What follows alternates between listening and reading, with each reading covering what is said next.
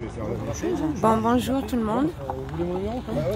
Donc je suis à Montbrison pour un rassemblement privé et il y a les forces de l'ordre avec nous. Sur invitation. Bonsoir. Bonsoir. Bonsoir. Impeccable. Bon, c'est bon. Merci. Bah merci. Allez, si ça répond pas, on fait tout 17. Comme d'habitude, on m'appellera. C'est qui le monsieur qui vient d'arriver? Il n'y a pas d'alcool, il n'y a rien du tout. Puis c'est des personnes qu'on a invitées en privé, donc bon, c'est pas lui qui nous a écoutés. Bon, merci d'être passé. Ça se passe bien. Allez, ne vous inquiétez pas. Merci. Non. Allez, c'est parti, on va démarrer. Merci. Bon, je m'excuse les amis, je vous explique vite fait. Je suis à Montbrison dans la Loire, à un rassemblement privé. Rassemblement anti-pass dans une boîte de nuit, donc c'est pour ça qu'il fait un peu noir. Là je viens d'arriver et à mon arrivée il y avait déjà la police sur dénonciation. Or que c'est une soirée privée et cette boîte de nuit a été prêtée en privé. Il devrait y avoir lieu donc un petit rassemblement comme il y a toutes les semaines sur Montbrison contre le pass sanitaire. Donc voilà, je viens d'arriver. Vous pouvez voir l'entrée. Il y a beaucoup de monde. La police est rentrée sur ce terrain privé et a pris l'identité de l'organisateur juste au cas où. Ouais. Donc voilà, je viens d'arriver sur le rassemblement à Montbrison. Un rassemblement contre le pass sanitaire. Où une boîte de nuit qui a été prêtée.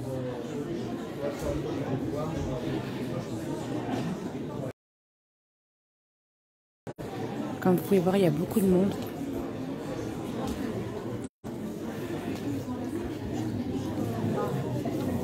Manu va bien. J'ai pas vu ces jours, mais j'ai vu le fois.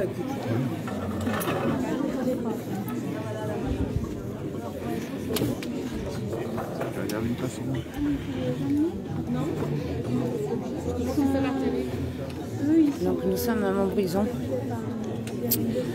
dans une boîte de nuit qui a été prêtée à titre privé pour qu'on puisse se rassembler contre le pass sanitaire. Il y aura plusieurs thèmes qui seraient abordés dans la soirée. Cette réunion, ou ce rassemblement plutôt, a été organisé par le collectif La Clé, un collectif à Montbrison.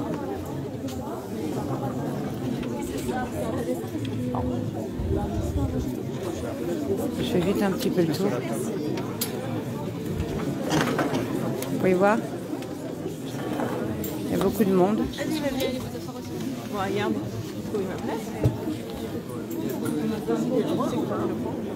Il y avait des chaînes, si vous voulez. Ouais, mais je vais récupérer quelqu'un tout à l'heure, sinon il faudra que je passe devant tout le monde, alors ce serait dommage quand même.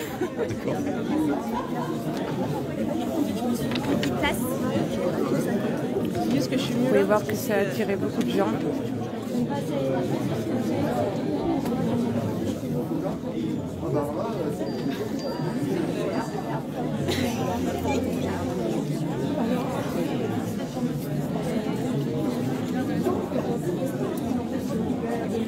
Ça va démarrer dans un instant, je pense.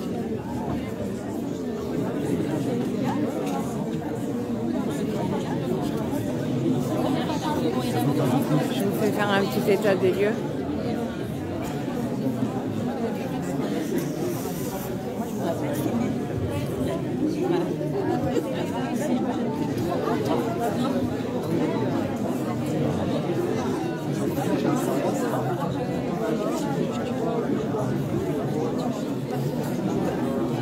Donc voilà, vous avez pu voir à peu près tout le monde qu'il y a. Et ça arrive encore. Donc plusieurs thèmes seront abordés dans la soirée. Il y aura un thème sur le médical, un thème sur les enfants et un thème sur la délation.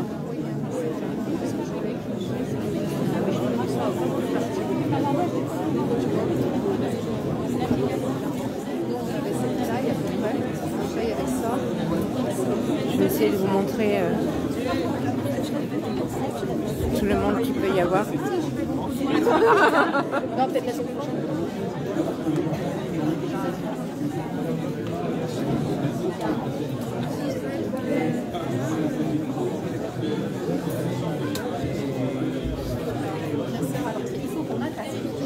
pouvez voir, il y a beaucoup de monde ce soir. C'est un rassemblement qui a lieu tous les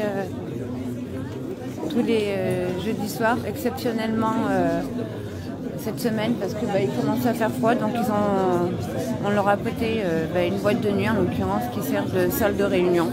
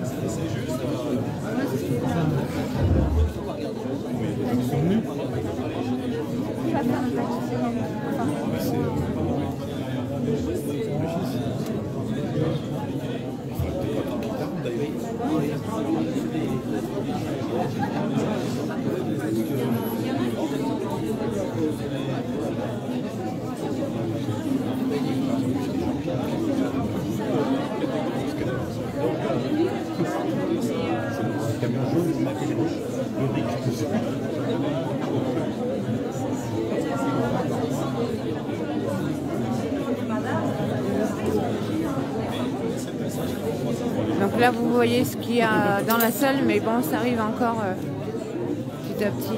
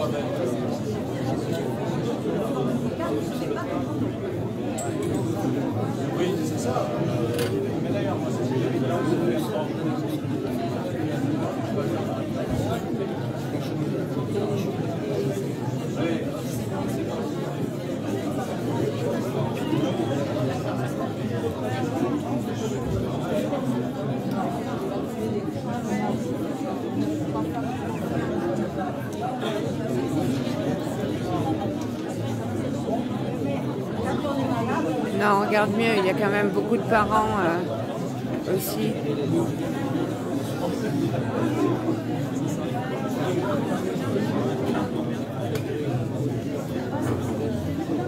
Le modérateur, est-ce qu'il peut supprimer Phil? Phil, si tu n'es pas content, tu peux changer de page.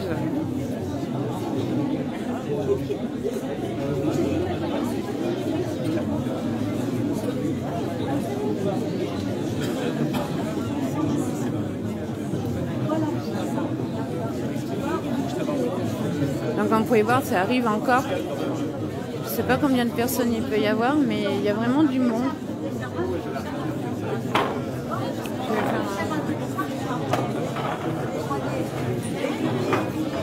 Je vais faire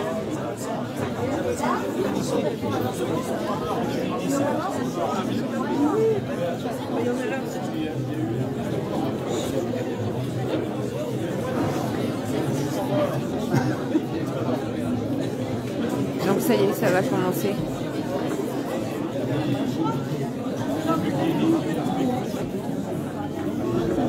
Pardon, excusez-moi.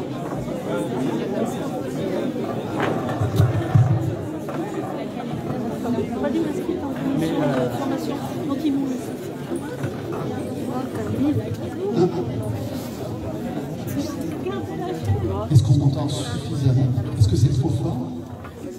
C'est nickel? Ça fait de l'écho.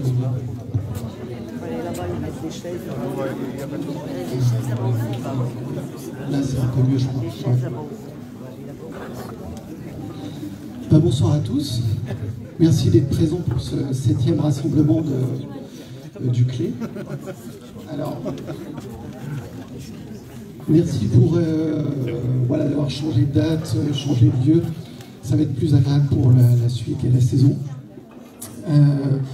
Du coup, au programme ce soir, j'avais déjà envoyé le mail avec le programme et du coup, je vous le récapitule. On commence comme la dernière fois par des 2 points info. Un premier point info sur la santé, un point d'actualité qui durera une dizaine de minutes.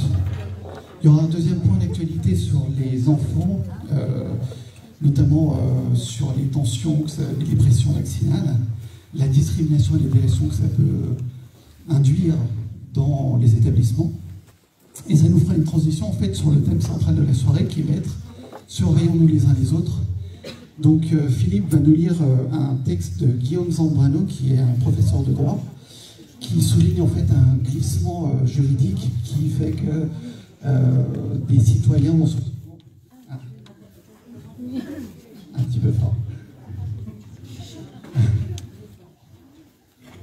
Oui, un texte qui va nous montrer que les citoyens vont être invités par le pouvoir justement à avoir des comportements de délation, des comportements de contrôle aussi. Voilà, les restaurateurs qui vont devoir contrôler et tout un tas d'autres métiers. Ça va, là c'est encore un peu fort.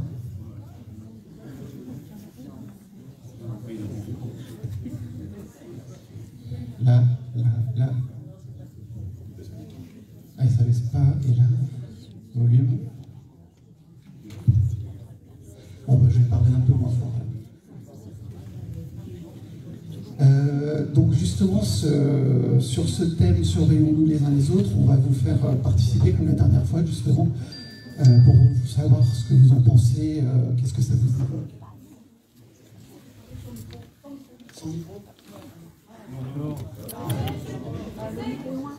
Bah, j'ai pas une voix qui porte. Ah, voilà, comme ça c'est parfait. Du coup, voilà, c'est une partie où on va vous demander de participer. C'est pour ça qu'on vous a envoyé par mail le texte par avance. On a prévenu un petit peu. Et enfin, dans une troisième partie, on va parler de choses plus sympas, c'est les alternatives en fait. Avec une présentation d'une école dynamique des Monts du Lyonnais. Peut-être une présentation au niveau de la permaculture. Est-ce qu'on a un intervenant pour la permaculture? Est-ce qu'on a un intervenant pour... Voilà, on va discuter surtout des alternatives. Alors si vous avez des alternatives à présenter, ça sera le moment. Et on terminera aussi par une liste de toutes les actions en cours. Toutes les actions en cours. Désolé. Que sont alors les masques blancs, c'est collectif qui se crée sur Montbrison. On parlera aussi de Qigong, de Dr Knock, du CEDH. Donner voilà, un panorama de toutes les actions. Il y a une autre personne qui interviendra aussi pour une action d'interpellation des députés. Et on finira en musique cette soirée. Je vous remercie pour votre attention et bonne soirée.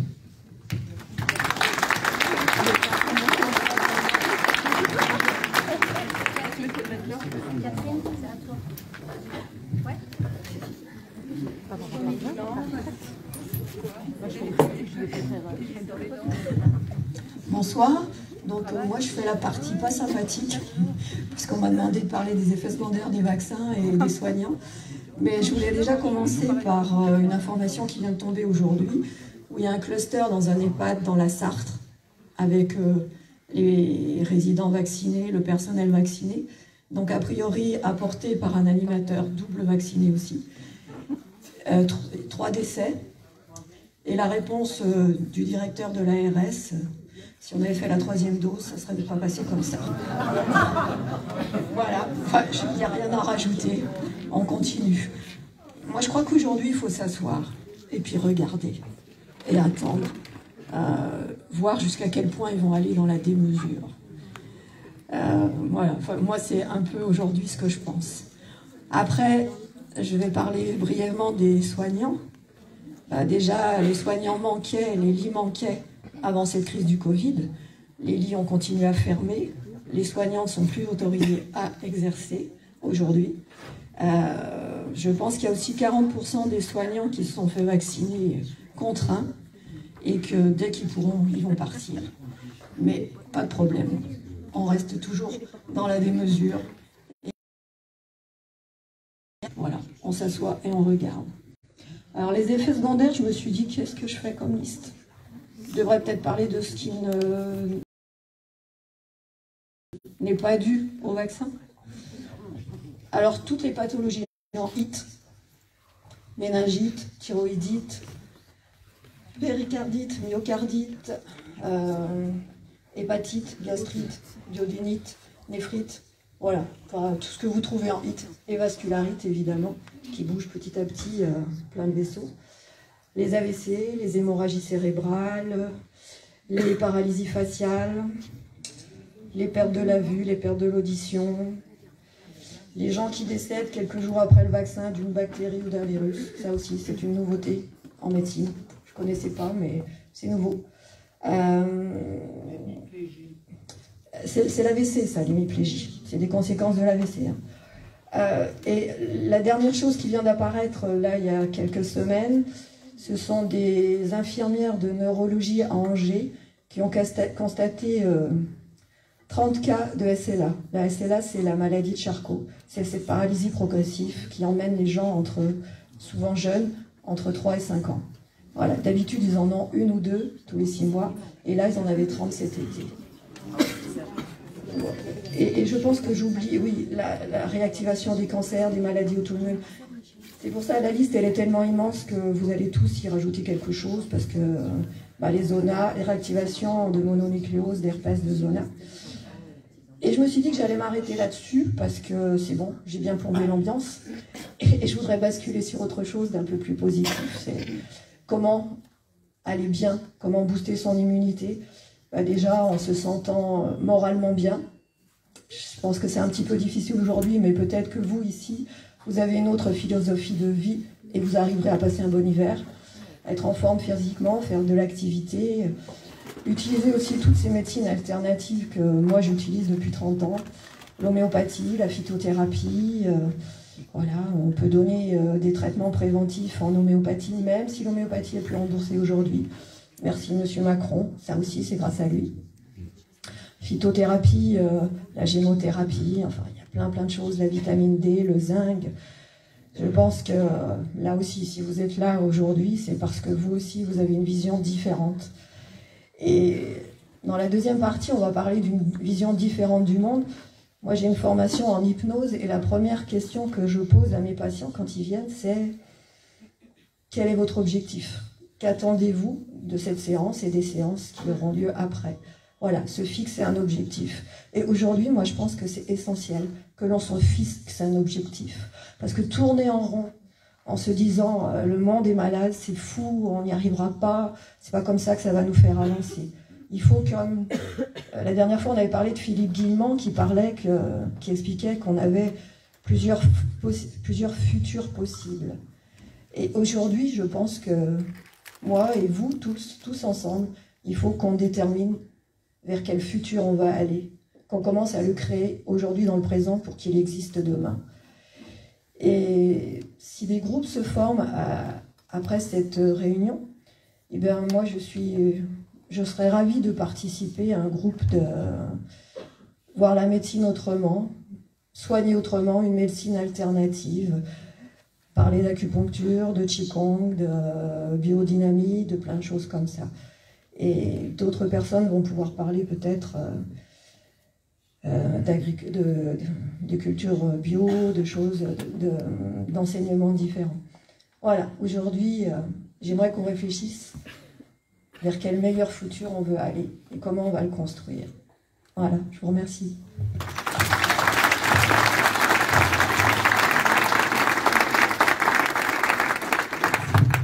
Est-ce que quelqu'un veut poser des questions à Catherine, notre médecin en chef? Le micro.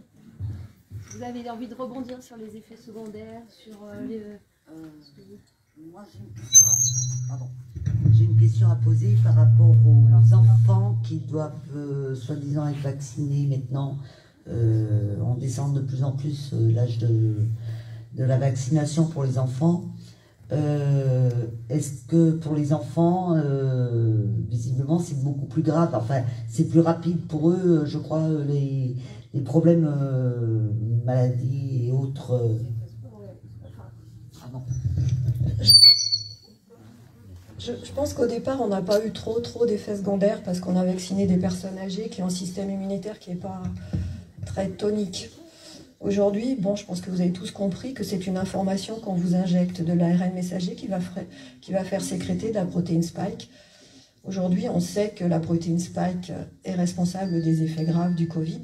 Et aujourd'hui, on injecte cette protéine spike. On l'a fait produire chez des enfants qui n'auraient jamais eu le Covid. Alors après, je pense qu'il y a des personnes qui ont la capacité de dégrader cette protéine. Enfin, je pense qu'il y a des facteurs génétiques qui expliquent pourquoi il y a des Covid graves et pourquoi il y a des effets indésirables graves chez certaines personnes. Mais il faut comprendre que le système immunitaire des enfants, il est au top, quoi. Donc, eux déjà, de la protéine spike, je pense qu'ils vont en produire.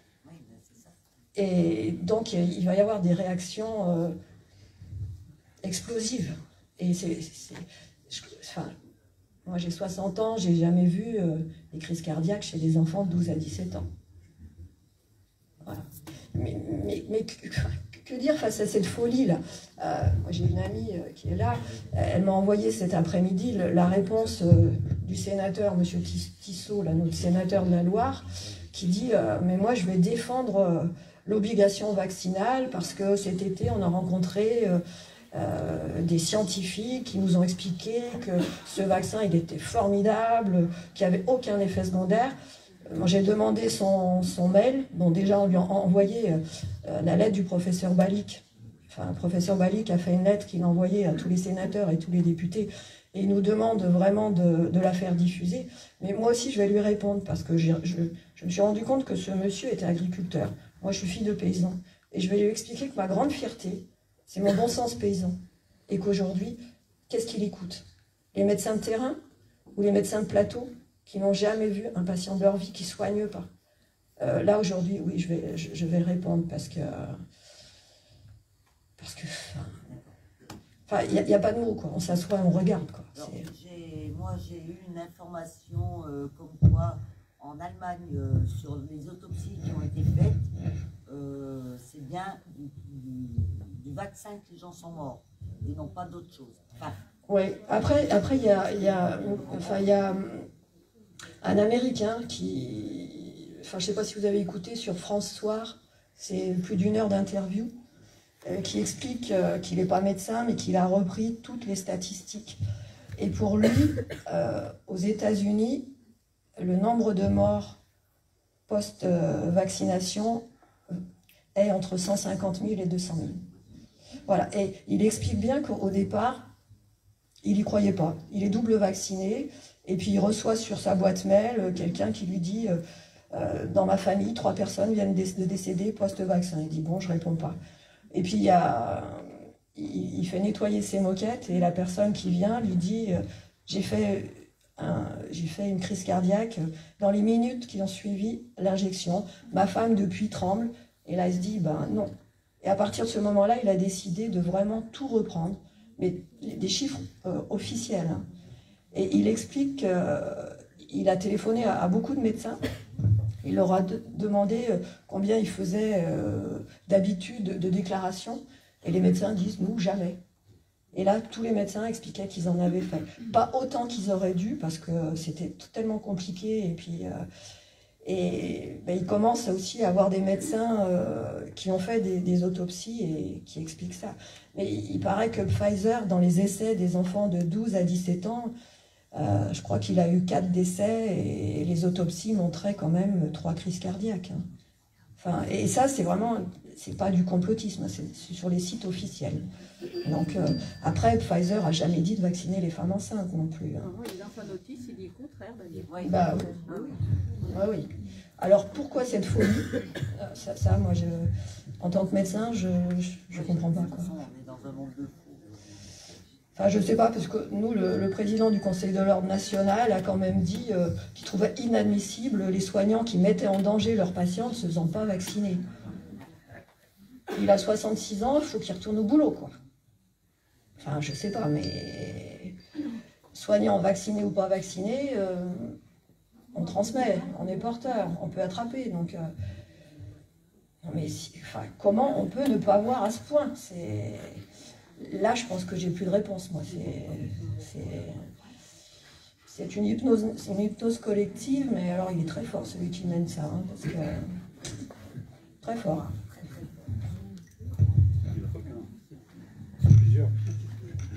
Je pense que sûrement oui. Pour les personnes qui ont été obligées d'être vaccinées, je pense aux enfants particulièrement, est-ce qu'en médecine alternative, il y a des manières de réduire les effets? Alors oui, il y a plein de choses qu'on peut donner en homéopathie, en phyto, mais c'est toujours un petit peu en fonction de ce qui se passe aussi. Voilà, enfin, moi j'ai une formation d'homéopathe, on va pas. Quand les gens m'ont dit je vais me faire vacciner, qu'est-ce que vous me donnez en homéopathie? Moi je savais ce qu'il fallait donner quand on se fait vacciner contre la rougeole ou enfin, si on fait faire un Révaxis, c'est-à-dire tétanos, parce qu'il y a de l'aluminium dedans, parce qu'on connaît les effets secondaires. Mais là, au départ, j'ai été prise de court, parce que donner, sachant pas du tout ce que ça allait provoquer. Donc, aujourd'hui, je pense qu'il faut vraiment trouver, s'il reste encore un homéopathe dans la région,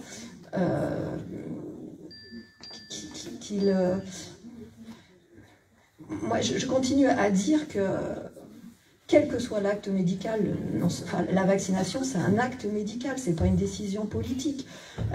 On peut peut-être décider de faire une injection génique à quelqu'un qui a de grosses comorbidités. C'est pas, j'en suis pas sûre aujourd'hui, mais ça peut se défendre. Hein. C'est vraiment du cas par cas. Chaque être réagit de façon différente à une épigénétique différente, et voilà, c'est vraiment. Je pense qu'il n'y a pas de. On trouve sur Internet plein de choses, mais on ne peut pas tout faire.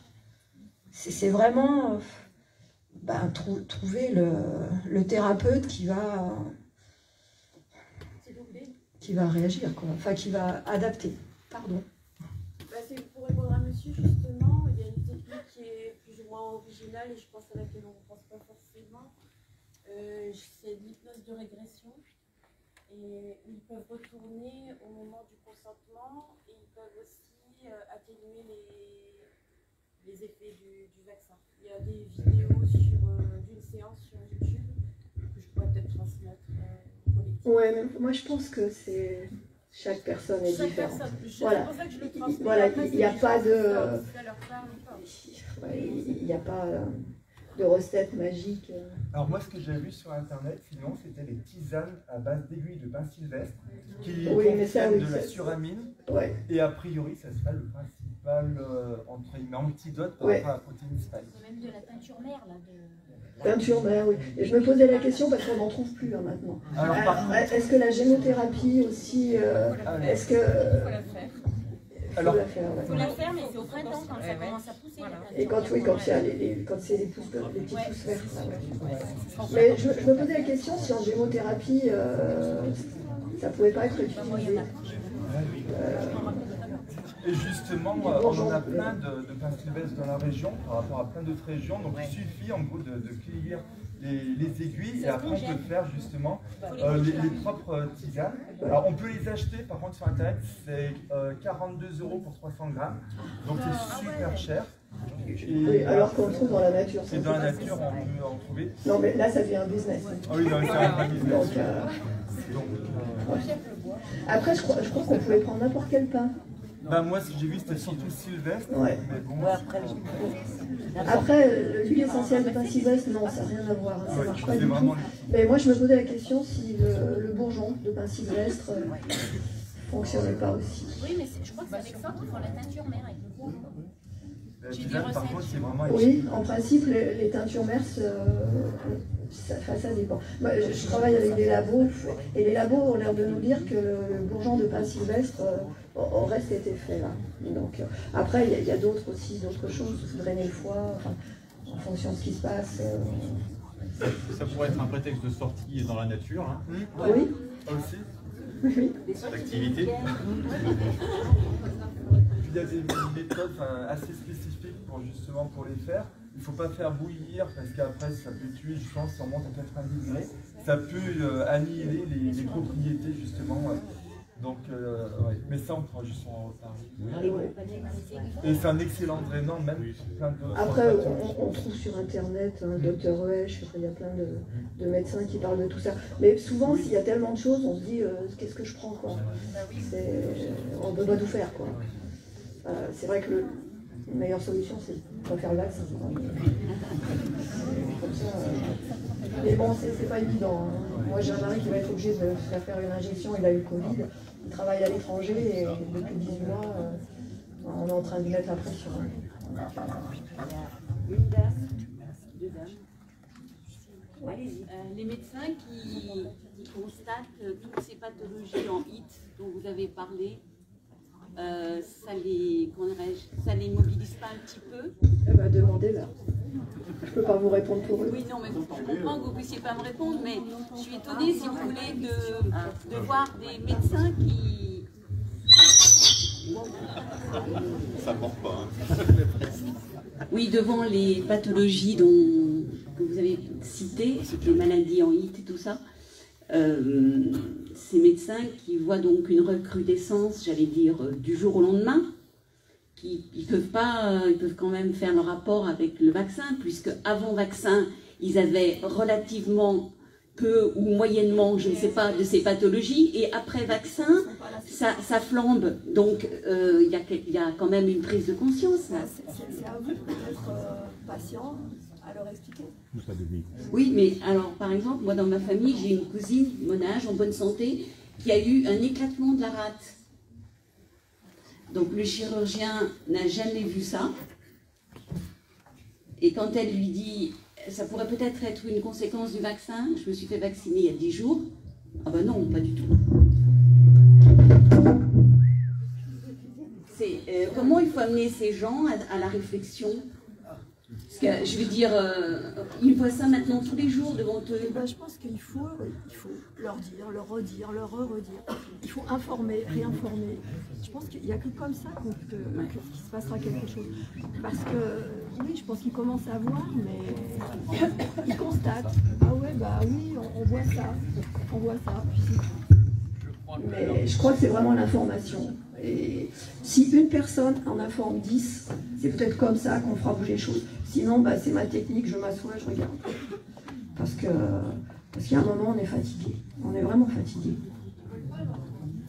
Mais c'est vrai que les médecins généralistes, il y en a très très peu qui réagissent. Si je peux me permettre, bonsoir à tous. Je vous rappelle, je suis agent de sécurité incendie à l'hôpital Nord. Hein.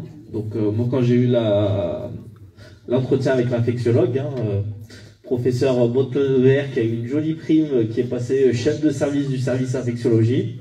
Félicitations à elle pour la suite du Covid. Ce qu'on nous répond, bah déjà, nous on a constaté qu'il y a beaucoup de gens qui ne connaissent pas la pharmacovigilance. Qu'est-ce que c'est, à quoi ça sert? Donc je pense que le docteur Dubien pourra nous expliquer un peu. Mais moi j'ai plusieurs collègues qui m'ont dit on a eu suite à la vaccination, on a eu des effets indésirables. Alors ça va de la petite fièvre à la petite douleur au bras à plus. J'ai la femme d'un collègue moi qui est resté quand même clouée au lit pendant 2 semaines. Je lui dis est-ce que tu as signalé la pharmacovigilance? Ah bah non, mais qu'est-ce que c'est? On va chercher un peu sur internet hein, déjà. Et deuxièmement, quand on explique tout ça aux infectiologues, donc on nous explique que les médecins ne peuvent pas tout signaler à la pharmacovigilance ou aux infectiologues. Donc c'est quand même grave. Donc c'est aux médecins traitants ou aux médecins que vous voyez qui décident de oui ou non, ils considèrent ça comme effet indésirable suite à la vaccination ou pas. Donc voilà. Moi, je pense que déjà, les médecins, il y en a une grande partie qui ne savaient pas ce qu'ils ont injecté, qui savent pas ce qu'ils ont injecté. Parce que nous, en tant que médecins, on n'a eu aucune explication. On nous a dit vacciner. Et aujourd'hui, on a quand même notre Conseil de l'Ordre de la Loire qui s'excuse. Pas du tout par rapport à la vaccination. Il s'excuse parce que les vaccinodromes ferment et que les médecins surchargés qui s'étaient engagés pour vacciner, il faut les décommander. Ils vont perdre 450 € la demi-journée. Moi, je vous dis, je m'assois, je regarde. Parce que... Alors si, là, ce soir, j'ai vu qu'on a reçu un mail du Conseil de l'Ordre, mais français, là, pour qu'on participe à un questionnaire, parce que quand même, le système de soins français se dégrade.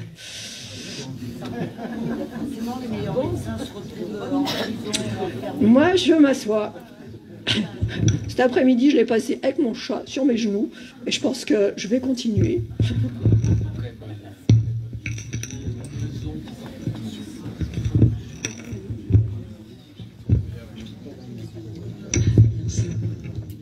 Ce qui m'inquiète, c'est de voir les médecins ne pas réagir.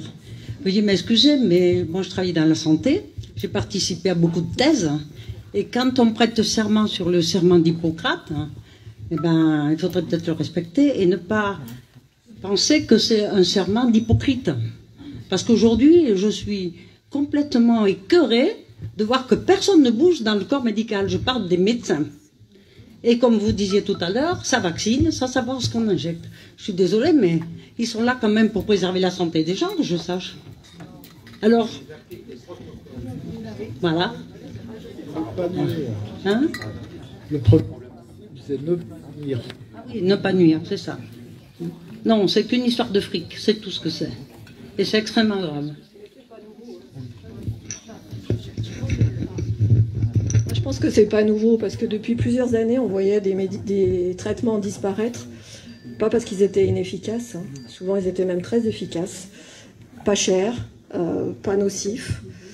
Simplement, par rapport à l'infection urinaire, on avait un traitement qui était un antiseptique urinaire, qui s'appelait Pipramfor, qui marchait très très bien. Et puis on l'a vu disparaître. Et aujourd'hui, on était obligé de donner des antibiotiques beaucoup plus forts, qui sélectionnent des germes. Ou alors, moi j'ai découvert la sarriette, l'huile essentielle de sarriette, qui est vraiment magique. Et c'est vrai que depuis 2 ans, je me posais plus la question, je me réfléchissais pas aux flossettes, amoxicilline, voilà. Après, on a vu disparaître pendant plusieurs mois le traitement de la bipolarité. On était obligé de donner des traitements anti-parkinsoniens, enfin des trucs de fou, quoi. Et des traitements contre la tension. On a eu le scandale de la thyroxine. Ça arrivait depuis plusieurs années. Il faut quand même comprendre qu'aujourd'hui, il y a peu de molécules nouvelles qui sortent sur le marché et que le seul gain pour les laboratoires aujourd'hui, ce sont les vaccins. Bill Gates a dit, quand j'investis 1 euro dans un vaccin, je gagne 20 euros. Bon, lui, c'est pas 1 euro. Hein. Je pense que c'est 10 millions et il en gagne 200 millions. Donc... Et aujourd'hui, moi, je me dis, contre le papillomavirus, ça démarrait pas bien, quoi. Ils avaient beau titiller, donc il fallait trouver autre chose. Et aujourd'hui, l'Europe parle de traitement pour contre la Covid-19, des anticorps monoclonaux qui vont coûter la peau des fesses, qui vont avoir des effets secondaires phénoménaux. Mais est-ce qu'ils se rendent compte que avec la vaccination, ça va s'arrêter? Donc maintenant que Pfizer, Moderna ont bien empoché, eh ben, on va passer le relais à d'autres laboratoires. Et je pense que les commandes sont déjà passées par rapport aux anticorps monoclonaux. Donc là, ça ne relève plus de la probité des médecins. Ça, c'est autre chose.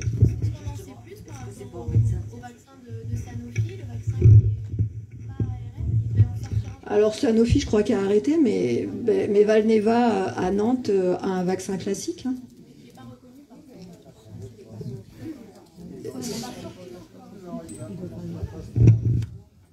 Enfin, on reconnaît un ARN messager, on ne reconnaît pas un classique. Donc, ouais, non, ils en parlent plus parce que ça devait pas être... ou alors, est-ce que Sanofi s'est rendu compte que l'épidémie était en train de s'éteindre et que Ils n'allaient pas gagner d'argent parce qu'ils sont arrivés trop tard, quoi. Ouais, j'ai lu sur Le Monde il y a 15 jours, justement, non, un peu plus 15 jours, quand on a su justement qu'ils arrêtaient leur projet de vaccin ARN, que leur vaccin qui n'est pas ARN était toujours dans la course. Après, je pense qu'il y a 15 ans, on pouvait écouter Le Monde. Aujourd'hui...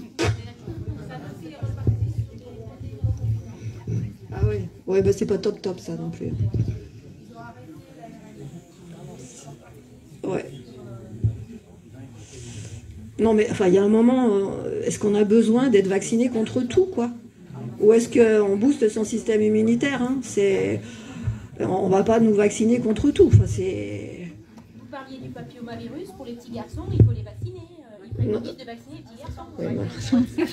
Soi-disant ceux qui sont porteurs. Là, moi, j'ai eu qu'une patiente qui avait un papillomavirus post-vaccin. Bah, nous l'a proposé. Donc, c'est la même chose que les vaccins de Bill Gates contre la polio. Il leur a donné la polio en masse. Là-bas, il les a rendus infirmes avec les vaccins par voie orale nasale. Par voie orale, mais c'est supprimé, c'est interdit normalement. Oui, mais il en a tué, hein, et puis ils ont eu la polio après. Parce qu'il y a pas mal d'années quand même que c'est interdit. Oui, mais il a fait ça en Afrique. Bah, ouais. Mais ils plantent aussi des bananiers OGM en Afrique, hein, alors qu'avant, les Africains, ils avaient leur petit jardin où ils avaient tout. Hein. Parce que les bananiers OGM, ils sont enrichis en fer. Pour les femmes enceintes, c'est mieux. Hein. Mais enfin, Bill Gates, c'est toute une soirée.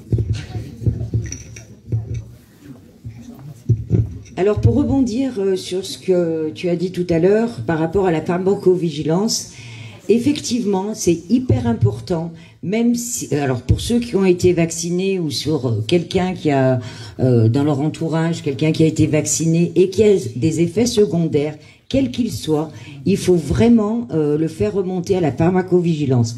Votre médecin traitant doit de vous accompagner dans cette démarche. Si vous allez vers lui en consultation et qu'il ne veut pas le faire, ben vous insistez ou vous ne payez pas la consultation parce que c'est un devoir qui doit faire de vous aider. Alors vous pouvez le faire aussi par vous-même si vous avez Internet. Vous pouvez déclarer, vous marquez pharmacovigilance et vous avez tout un dossier. Alors il est assez long à remplir, mais vous pouvez le détailler. Vous pouvez aussi marquer que votre médecin traitant a refusé de le signaler par lui-même. Voilà, donc ça c'est important. Moi, ça m'est arrivé. On avait fait des témoignages dans le deuxième rassemblement, justement, par rapport à ça. Donc, c'est très, très important de le faire. Et même si c'est quelques temps plus tard. Parce qu'il y a des symptômes qui apparaissent, peut-être pas tout de suite, mais il y a des symptômes qui perdurent dans le temps. On se dit, ah, j'ai mal à la tête. On pense que c'est la pollution, on pense que c'est tout un tas de choses. Et puis, il y a d'autres choses qui se dégradent. Donc, faites-le vraiment et insistez auprès de vos proches qui ont été vaccinés. Même s'ils ont fait une fièvre de 48 heures, c'est important de le faire. Voilà. Je vais passer maintenant la... Ah, oui, est-ce qu'il y a encore d'autres questions au niveau médical ou pas? Non? C'est bon? Ah si, encore une.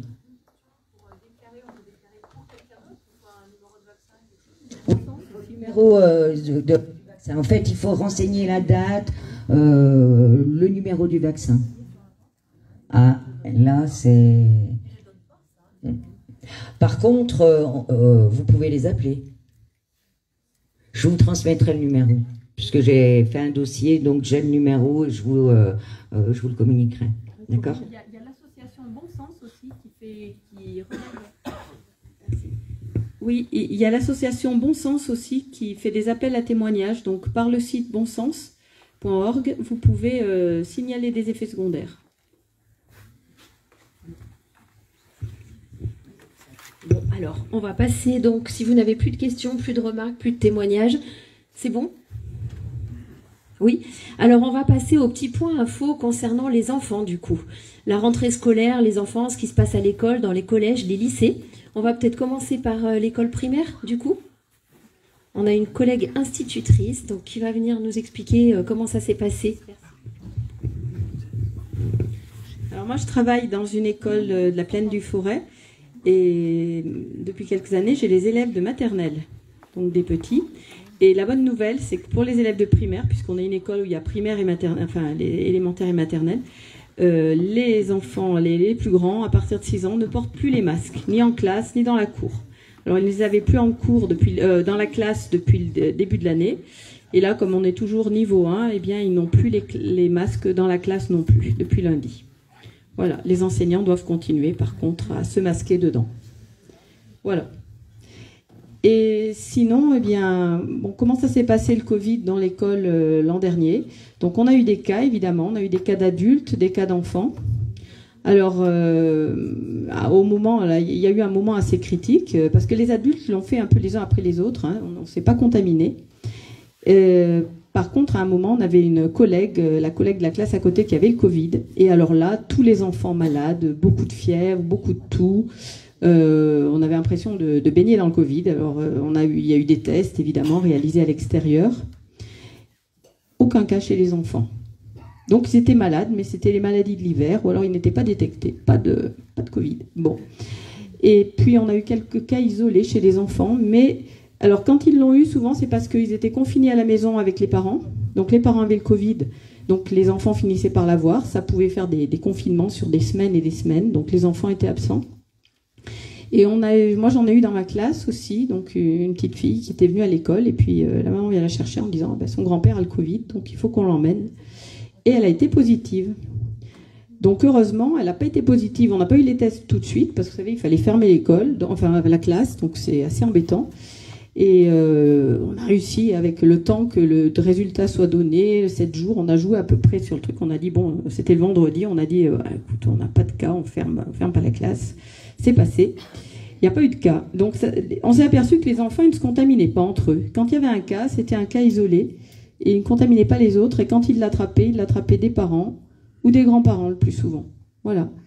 Donc ça, on nous l'avait dit évidemment aux informations au début, mais comme on nous disait beaucoup de bêtises, on le croyait pas trop. Et voilà, ils sont peu, je sais pas s'ils sont porteurs par moment, ils sont malades effectivement, ils ont le nez qui coule, ils ont de la fièvre, ils ont de la toux, ils ont des otites, mais on les trouve rarement positifs au Covid. Et puis quand ils l'ont, apparemment ils le gardent quand même. Voilà. Donc c'est oui. Voilà, ils nous donnent autre chose. Et ils nous transmettent quand même des choses malgré le masque. Là, ça démarre fort. Hein. Ils sont malades très tôt. Il y a beaucoup de virus qui circulent actuellement. Mais bon, tant qu'il n'y a pas les tests, on est tranquille, on ne ferme pas les classes. Voilà. Eh ben non, les tests à l'hiver, il y a eu des campagnes dans les écoles. Alors, je sais que les parents avaient signé des autorisations.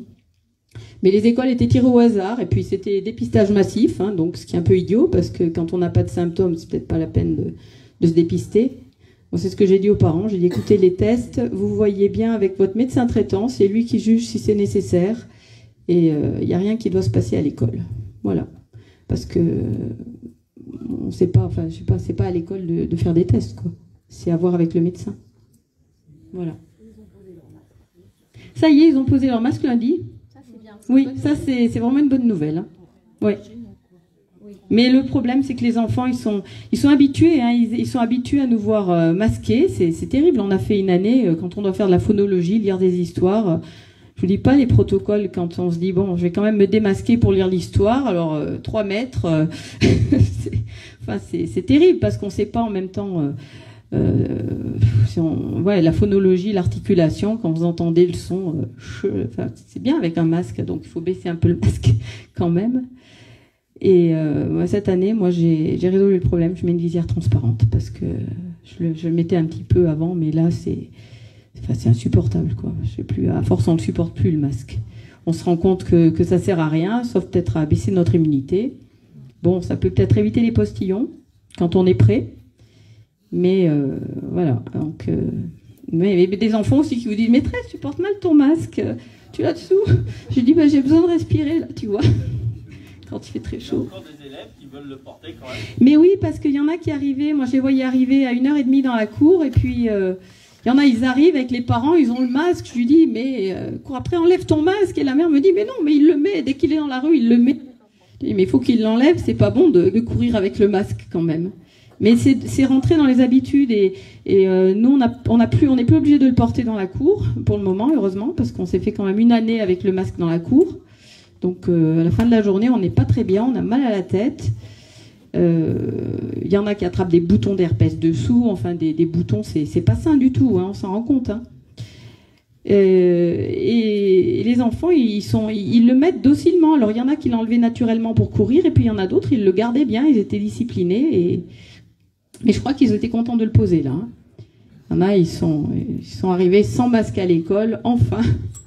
Voilà. Et au collège et au lycée, ils le gardent encore. Sinon, au lycée, ma fille qui me dit qu'ils sont quand même assez malades hein, cette année. Ça commence tôt. Ils ont des copines qui ont eu des zonas aux oreilles, des poignets enflés. Apparemment, ouais, ils sont pas. Oui, ils sont vaccinés. Hein. Ils sont vaccinés. On les vaccine au Moderna ou au Pfizer et l'infirmière vaccinée a priori. Donc je sais pas, Moderna, c'est pas au frais. C'est au frais, mais dans un frigo peut-être. Ah, c'est pour ça, elle devait vacciner avec Moderna. Maintenant, il n'a plus besoin. Il y a eu des... Oui. Oui, c'est ça, c'est vaccin périmé, oui. La semaine dernière, ils ont vacciné 250 enfants avec des doses périmées. Décongelé il y a trop longtemps. Ah bon. Ah ben c'est bien. Ils vont... j'espère qu'ils vont porter plainte, les gens. On n'est plus à ça près. Ouais, il faut 3 doses, ouais. Oui, non mais... Non, il faut qu'ils y retournent pour bon. faire une nouvelle. Oui. Ah, il faudrait parler dans le micro, je pense. J'ai une question qui concerne plutôt les lycéens, en fait, qui doivent se vacciner, sauf refus des parents, hein, voire même pour les classes un peu plus petites, je ne sais pas. Est-ce qu'on sait quel est le taux de parents qui s'opposent à cette vaccination?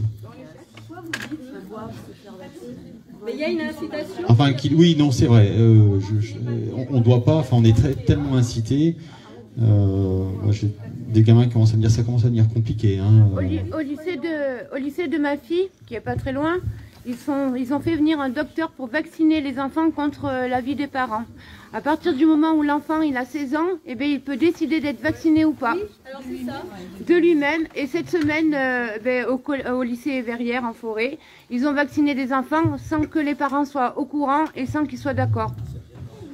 Eh ben moi, quand ils m'ont vu, ils m'ont dit on a bien compris que votre fille ne serait pas vaccinée. Ils l'ont bien compris parce que je leur ai dit c'est votre responsabilité pénale. Moi aussi, l'infirmière l'avait bien compris, la directrice l'avait bien quand même compris et elle l'a fait quand même dans mon dos sous la pression des professeurs parce que les professeurs ont dit à ma fille que j'étais une entrave à ses études et qu'elle n'aurait pas son diplôme. Comme elle travaille en restauration, il fallait qu'elle soit vaccinée et ils l'ont forcée entre guillemets à se vacciner contre mon avis. Mais c'est une honte, c'est de ça qu'on avait peur en fait en début d'année. Hein. Ah mais ils le font, hein, je vous rassure. C'est pour ça qu'on avait fait des courriers. Ah oui, mais c'est une... Ils le font, or que 3 jours avant le vaccin, j'avais la conversation avec l'infirmière, la directrice et la CPE. Mais il faut des traces écrites en fait. Ah mais... Il faut des traces écrites. On n'a même pas eu le temps d'envoyer le courrier, c'était fait dans les 2 jours qui suivaient. Ah ben c'est bon, il faut le faire en écrit. Il faut vraiment le faire en écrit parce qu'il peut y avoir des pressions. Bah non, parce qu'en fait, Macron, il a autorisé... Mais il faut le faire quand même. La plainte, elle n'est pas recevable parce que Macron a autorisé les enfants de 16 ans à se faire vacciner contre le consentement. Voilà. Oui, mais c'est quand même une expérimentation, abus de pouvoir, oui, non? Mais la plainte, elle n'est pas recevable, en fait. Donc, surveillez vos enfants et faites attention. Moi, ils ont fait ça à ma fille il y a moins de 3 jours. Alors, je vais rebondir sur le lycée. Du coup, moi, je suis prof donc en collège et en lycée. Donc l'autre jour, je passe dans la cour de l'établissement, j'allais en cours, puis je vois un petit groupe d'élèves qui attendaient. Ils avaient donc entre 11 ans pour les 6e jusqu'à 14-15 ans pour les 3e. Et ils attendaient, ils étaient 15-20 assis comme vous sur une chaise dans la cour de l'école. Donc je passe au début, tiens, qu'est-ce qu'ils font? Bon. Et puis quand même, ça m'intrigue. Donc je vais voir les surveillants, je dis, mais c'est quoi ce petit groupe d'élèves? Ils sont tous mélangés, ils sont pas par classe, qu'est-ce que c'est? Ah mais c'est... Alors, il y en a qui avaient carrément peur. Ça se voyait sur leur visage, les petits 6e, ils étaient comme ça. Et en fait, il me répond, mais on les emmène à la vaccination, là. Voilà. C'est ça. Donc, alors, mais, enfin, je sais pas ce que vous en pensez, mais moi, je suis outrée. c'est pas à l'école d'emmener des enfants à la vaccination. Les parents qui vraiment souhaitent faire vacciner leur enfant, bah, ils ont qu'à emmener leurs enfants chez le médecin. Voilà. Donc là, l'école cautionne cette vaccination, mais vraiment, on aurait dit que ces enfants allaient à l'abattoir. Ils attendaient sur des chaises sans se parler, ils avaient la trouille pour les plus petits. En plus qu'ils entendent toutes les polémiques autour du vaccin. Donc il y en a qui me disent « Madame, moi je vais me faire vacciner, je veux voir ce que ça fait. » Alors je leur dis « Mais ça te fera rien, ça va pas changer ta vie, quoi. C'est juste une piqûre. » Mais voilà, donc moi je suis consternée par ça. Voilà. Alors, ben... Ouais, mais bon, c'est important quand même qu'on le sache. C'est une réalité, madame. C'est démoralisant, mais c'est réel. Mais c'est important qu'on le sache, ça. Ils vont passer aux enfants, hein. Passer à autre chose, en fait. Non, les médias font pas part de ça, malheureusement. Les médias parlent pas. Alors, justement, on parlait des élèves de 16 ans qui peuvent se faire vacciner sans consentement parental. Le souci, c'est que c'est un âge où ils sont en pleine crise d'adolescence. Donc, quand nous, on leur dit, moi j'ai le problème avec un de mes enfants, quand on leur dit, bah non, le vaccin c'est quand même dangereux pour toi, je préférerais que tu le fasses pas, qu'est-ce qui compte? C'est les copains, c'est sortir, c'est voilà, c'est pouvoir aller boire un coup dans un bar, c'est pouvoir aller en boîte de nuit le week-end, c'est pouvoir, mon fils ce week-end c'était s'inscrire à une à un concours de pétanque, bah fallait le pass sanitaire. Voilà, donc on est confronté à ce genre de problématique et il y a beaucoup d'élèves qui nous demandent aux enseignants, moi je veux vraiment me faire vacciner, voilà, donc c'est très compliqué à gérer. Et il n'y a pas que, parce que le lycée met la pression, en tout cas dans le lycée certains de lycées mettent la pression aux enfants donc sur le fait qu'ils vont louper leurs études s'ils ne sont pas vaccinés. Voilà, certains lycées mettent la pression. Ouais. Elle a été collée un nombre incalculable de fois en moins d'1 mois, or que en une année elle n'a même pas 2 heures de colle. Et là en 1 mois elle s'est pris un nombre incalculable. En lui mettant la pression pour le masque, pour il y a certains lycées qui elle pouvait pas accéder au restaurant scolaire. Donc à Verrières, comme c'est un restaurant, des études d'hôtel-restaurant, il y a le self et le restaurant pour faire ses études. Elle pouvait même pas accéder au restaurant pour apprendre son boulot en fait. Elle pouvait pas manger avec ses copains, elle pouvait pas aller au cinéma. C'est de la discrimination. Elle pouvait rien faire. C'est de la discrimination. Exactement. Alors, certains établissements, par contre, quand même, ont décidé de limiter la casse en annulant, par exemple, les voyages scolaires, pour ne pas avoir à emmener uniquement les enfants vaccinés et à délaisser du coup, enfin à laisser en tout cas dans leurs établissements les enfants non vaccinés. Donc voilà, certains établissements essayent de s'adapter, mais du coup, ça prive quand même tous les enfants de l'école de culture, d'ouverture d'esprit. Les voyages scolaires, je ne sais pas si vous en avez fait quand vous étiez à l'école, mais c'est des souvenirs. C'est des souvenirs, on construit plein de choses, on apprend, on s'enrichit avec des échanges, quoi. Donc voilà, pour le point enfant, je reviendrai tout à l'heure parce qu'on va parler de la délation tout à l'heure, on va parler des surveillances entre nous et on reviendra sur l'école. Il y avait 2 questions, alors je vous passe le micro.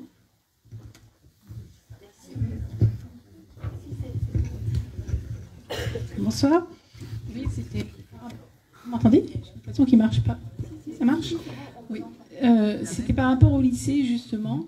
Et est-ce que, en cas de discrimination, est-ce qu'en tant que parent, on peut porter plainte contre le lycée? Moi, j'ai une problématique très concrète. Ma fille en classe à l'entre-première, elle a pris l'option théâtre. Donc, dans le cadre de ses cours, elle va aller à la Comédie de Saint-Étienne. Or, il faut le QR code. Donc, ils ne veulent rien entendre, il faut un QR code. Donc, si on s'oppose, est-ce que je peux... Pour moi, c'est de la discrimination, rien d'autre. Parce qu'elle est pénalisée par rapport au bac, en plus. Donc, est-ce que je peux porter plainte auprès du proviseur? J'ai déjà informé, j'essaie d'y aller en douceur parce que je ne veux pas heurter, mais de toute façon, je ne me laisserai pas faire. Parce qu'il y a des lois... Christian, où es-tu? Mais je vais porter plainte s'ils acceptent ma plainte. C'est code pénal, le 107-1 pour une discrimination sur l'état de santé. Il n'y a pas de souci. Par contre, est-ce que ça va être reçu après? C'est le gros souci actuellement. C'est qu'il y a une espèce d'omerta, il y a une déferlante qui arrive. Comme le dit le docteur tout à l'heure. Non, mais actuellement, il y a une déferlante tout à l'heure. Moi, je suis partisan matin, effectivement, de m'asseoir et de laisser faire. Ouais, parce que là, on est chez les dingues. À tout niveau. Non, mais je sais bien, le droit et la médecine, je ne suis pas médecin, loin de là, donc on s'est assis dessus. Le droit, on s'est assis dessus, joyeusement. C'est incroyable. Alors évidemment, il y a des moyens encore. Heureusement, Hein, il y a certains juges encore qui n'ont pas failli, notamment au niveau des soignants, à savoir qu'une personne qui était en arrêt maladie avant le 15 septembre touchera toujours ses arrêts maladie. Ça, c'est une certitude, ça. Hein. Ça a été jugé notamment par l'administratif de Versailles. Hein, donc, ils ont ordonné à ce que la personne en arrêt maladie soit indemnisée, bien que suspendue. Hein. Il y en a qui jouent le jeu. Par contre, ils sont quand même assez, on va dire, c'est marginal. C'est extrêmement marginal. Donc, vous pouvez, il faut. Par contre, est-ce qu'il y aura une chance de succès? Je ne sais pas.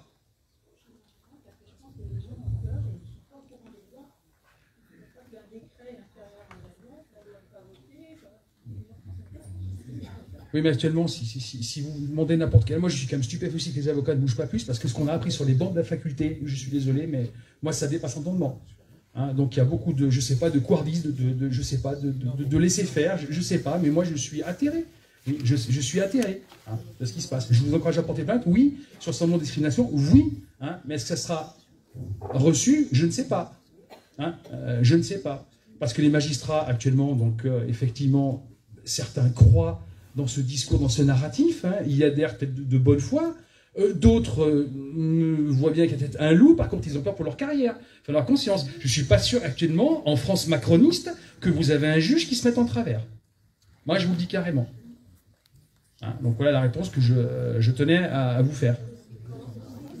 Ouais. Ah mais non, mais je suis d'accord avec vous, c'est pas normal qu'il y a des solutions. Ouais. Ben, oui. Ah mais ça suffira pas, parce qu'il faudra passer, je pense, à un autre stade. Hein, parce que là, oui, il y a quand même un certain blocage à tout niveau. Hein.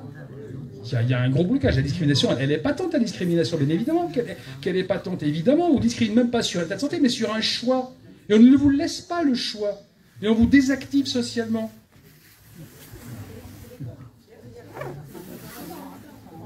C'est pareil, si vous passez en droit, n'importe quel fonctionnaire ne doit pas obéir à un ordre manifestement illégal. Ça, c'est dans la loi, ça. Oui, mais par contre, après de l'applicabilité de la loi. C'est ça, hein?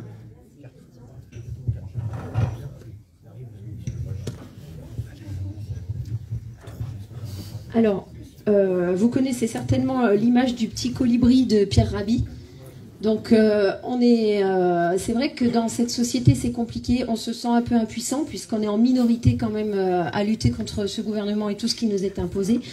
Mais on est quand même tous des petits colibris.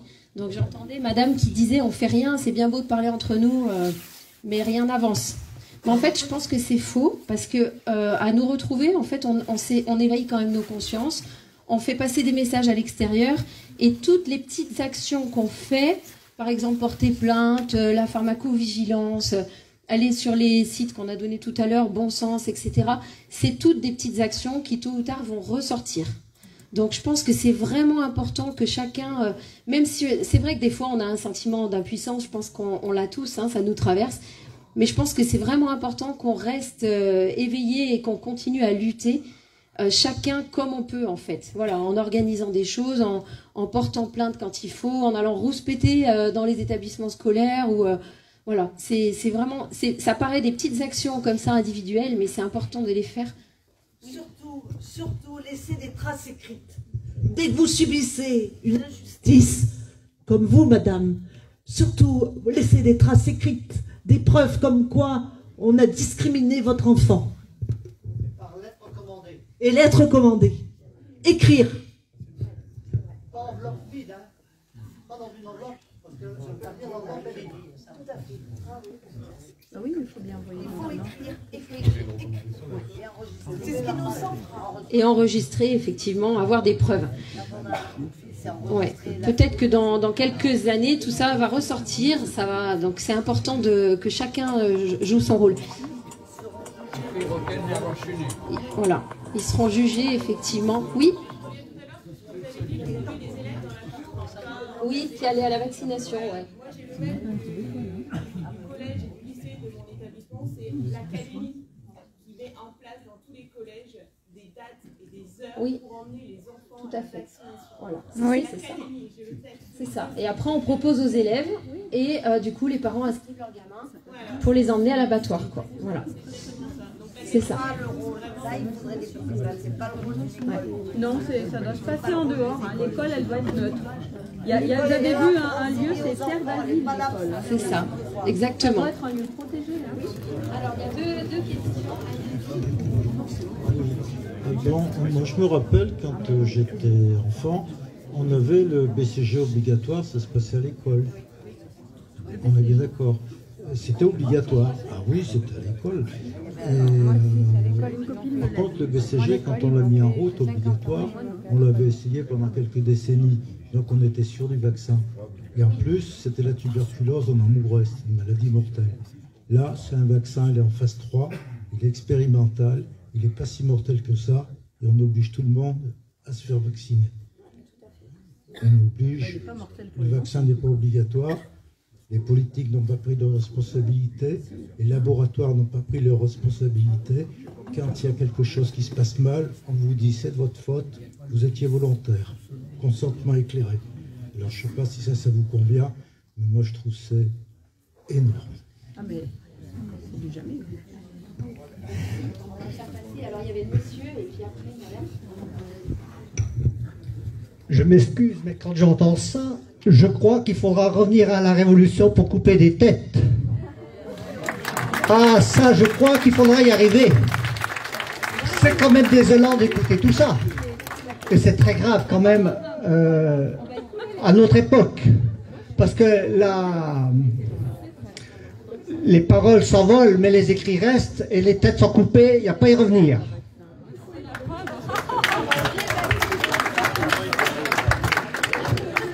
Mais je pense qu'il faut les vacciner, moi. Moi, personnellement, je ne sais pas couper des têtes. Je ne sais pas couper des têtes, mais je dirais que j'ai lu un livre il y a déjà pas mal de temps, dont je suis pas obligée de dire le titre parce que ça ne peut pas forcément plaire à tout le monde, mais mine de rien, quand on dit et qu'on dit et qu'on dit je comprends pas, et ben moi je sais pas, ce livre m'a fait tout comprendre, quoi. Ce livre disait que tout clairement qu'il y a un plan, et comme ça, quand on sait qu'il y a un plan, et ben ma foi, c'est triste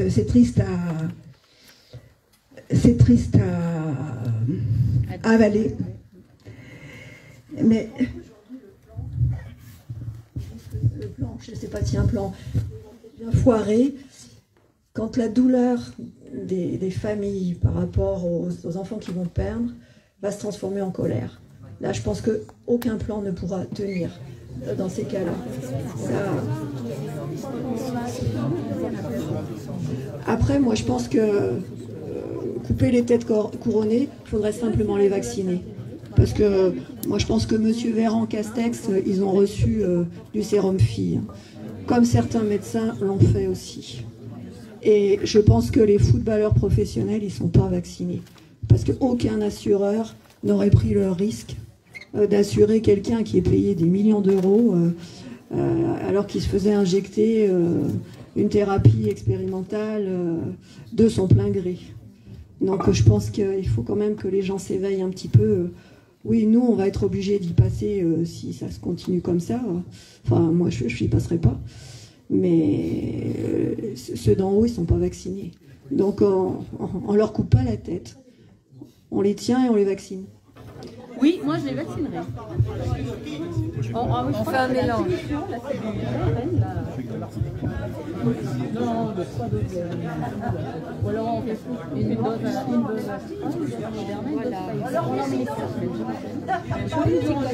Après, moi je pense que le scandale va venir aussi avec la 3e dose, là. Parce que ça y est, la Haute Autorité de Santé a autorisé la 3e dose à tous ceux qui étaient vaccinés depuis 6 mois. Et moi, en tant que médecin, je pense que 60% des personnes qui ont été double vaccinées n'iront pas faire une 3e dose. Mais dans certains pays, par contre, ah oui, enfin, dans certains pays, s'ils n'acceptent pas la 3e dose, ils n'ont plus de passe sanitaire.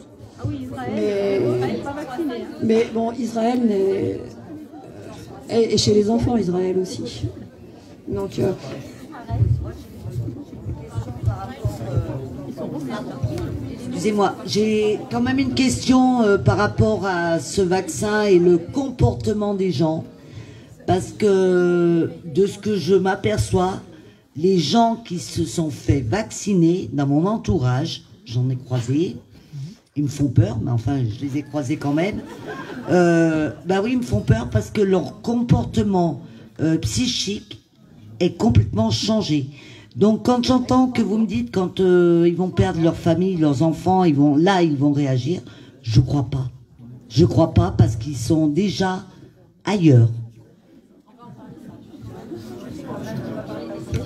Je sais pas si changer à ce point-là. Après, je pense qu'aussi beaucoup de personnes se sont fait vacciner parce qu'ils ont pensé acheter leur confort. Ça risque de pas être très confortable dans les mois qui viennent. Et puis, moi, je pense que quand même, il y a aussi beaucoup de personnes qui se sont fait vacciner parce que par chantage, parce que leur vie aurait été trop compliquée et ils ne pouvaient pas se couper du monde social, quoi. Donc, moi, je continue à me dire, on attend et cette troisième dose...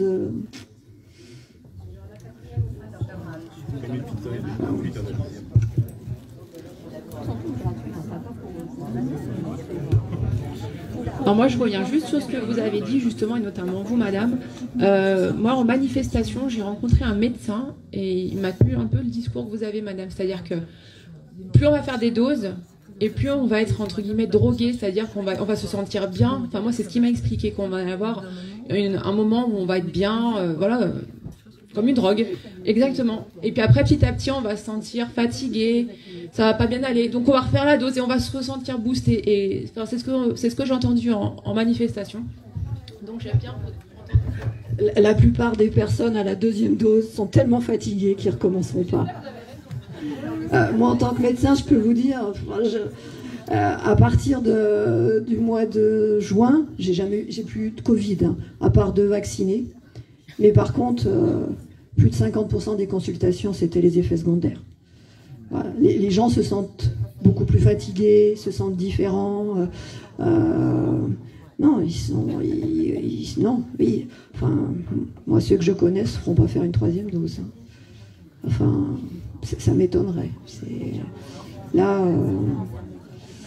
j'en connais pas qui se sont dit « Waouh, je vais super bien hein. ». Non. Même ceux qui sont allés convaincus au mois de mars. Hein. Il faut quand même savoir que au mois de mars, les soignants à l'hôpital de Montbrison, moi j'ai eu des infirmières qui étaient vraiment convaincues. Et j'étais ok. Enfin, je trouvais que c'était chouette. Elles avaient eu peur, terriblement peur. Elles n'osaient plus aller voir leurs parents de peur de transmettre cette maladie. Et elles se sont dit, voilà, je vais me faire vacciner, je pourrais enfin retourner voir mes patients.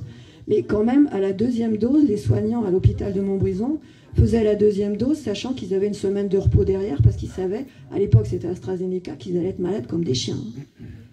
Donc je ne sais pas si ces gens-là vont accepter une 3e dose. En EHPAD, ils ont eu la 3e dose avant. Ouais, et il paraît que même il y a eu des vaccinations sans que les familles soient averties. Donc, mais voilà, jusqu'à quel point les gens vont accepter. La dernière question, et puis après on va passer à la question. Je veux confirmer. Moi j'ai ma grand-mère qui en EHPAD et ils ont fait la 3e dose sans notre accord. Ils ont mis un papier, 3e dose à date. Et ma grand-mère a 97 ans. Elle allait super bien avant. C'est en direct, là, madame. C'est un et quand ma mère a dit, mais ça pourrait pas être le vaccin. Je suis là tous les jeudis, c'est en direct. Mais il faut les harceler, il faut y aller, il faut y retourner et leur dire, mais alors si c'est pas le vaccin, c'est quoi? Parce que c'est pas à nous à faire la preuve que c'est le vaccin, c'est à eux à prouver que c'est pas le vaccin, quoi. Je crois qu'il faut aussi aller dans ce sens-là. Eh ben, il faut, on nous harcèle parce qu'on n'est pas vacciné. Eh ben, à nous de harceler les gens, quoi, aussi. L'inconfort pour tout le monde. Même à la limite, on est moins confortable, nous, parce qu'on est alignés dans nos valeurs. Mais il faut y aller, il faut poser des questions, il faut qu'ils se justifient. C'est pas à nous justifier, quoi. Il faut qu'il nous explique. Enfin, moi, je ne sais pas si vous avez vu l'interview de M. Borosvik sur C8. Ah non, mais celui-là, non, mais là, pour une fois, c'était assez génial, quoi. Il y avait une infirmière qui explique, ben non, moi je me suis pas fait vacciner parce que il me faut plus de temps, il faut que j'ai des explications, du recul, je vois des effets secondaires. Monsieur Borosvik lui dit, mais enfin, c'est inadmissible de ne pas croire les scientifiques et vous mettez vos patients en danger. Et là, l'infirmière, super cool, lui dit, mais monsieur, au mois d'avril, j'ai eu le Covid. Mais comme j'avais peu de symptômes, on m'a dit, bah, ok, tu bosses. Donc elle dit, là, j'étais pas dangereuse. Et puis, bon, il continue, et elle lui dit, mais vous savez, on est 4 infirmières dans mon service, 3 non vaccinées, 1 vaccinée. Il n'y en a qu'une qui est un PCR positif, c'est celle qui est vaccinée. Et il y a un homme politique qui lui dit, ben, ouais, moi j'ai plus confiance dans cette dame qui se fait gratter le nez tous les 3 jours, et je suis sûre qu'elle n'a pas le Covid, que dans ce personnel vacciné. Alors qu'il dit, moi, je devrais être pour la vaccination, parce que ma grand-mère est rentrée à l'hôpital fatiguée, elle est morte du Covid, mais aujourd'hui, j'ai bien compris que ce vaccin ne protégeait pas, et que je trouve inadmissible aussi que des gens qu'on a applaudis, aujourd'hui, on leur enlève un droit fondamental, et aujourd'hui, on me l'a enlevé, ce droit, le droit fondamental de travailler et de gagner notre vie. Et que personne ne suit derrière pour vous appuyer. Voilà. Est-ce que les gens se rendent compte qu'il y a des infirmières, des aides-soignantes aujourd'hui qui sont dans la merde? Heureusement, on a un groupe, on se soutient financièrement, on s'aide. Mais il y en a qui élèvent leurs enfants seuls, qui n'ont plus de travail, qui n'ont plus le droit de travailler. Et on les empêche même d'aller travailler ailleurs pour l'instant. Vous êtes une minorité, vous êtes désilluminés. Oui, mais je pense qu'on est une minorité qui va peut-être faire bouger les choses. Parce que c'est essentiellement une minorité de femmes, mais qui ne lâchera pas. Et on peut les applaudir ce soir, parce qu'elles s'achètent.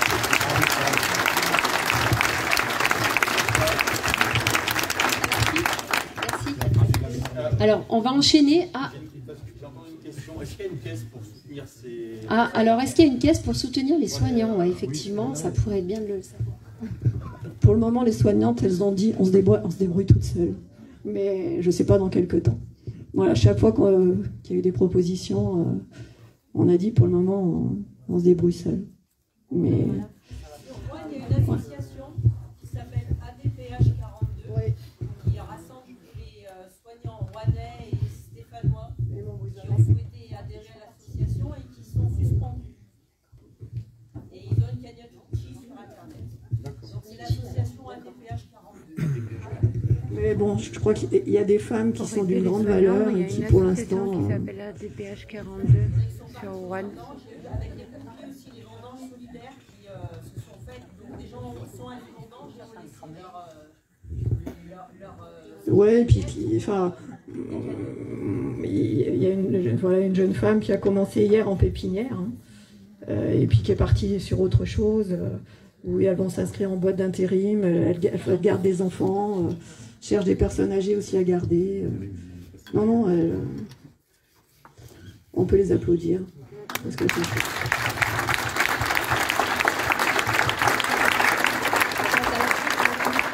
Alors, justement, on était en train de dire que des fois, les vaccins changeaient un peu les esprits, que dans les familles, parfois, ça pouvait être compliqué, du coup, entre les personnes qui voulaient se faire vacciner ou pas.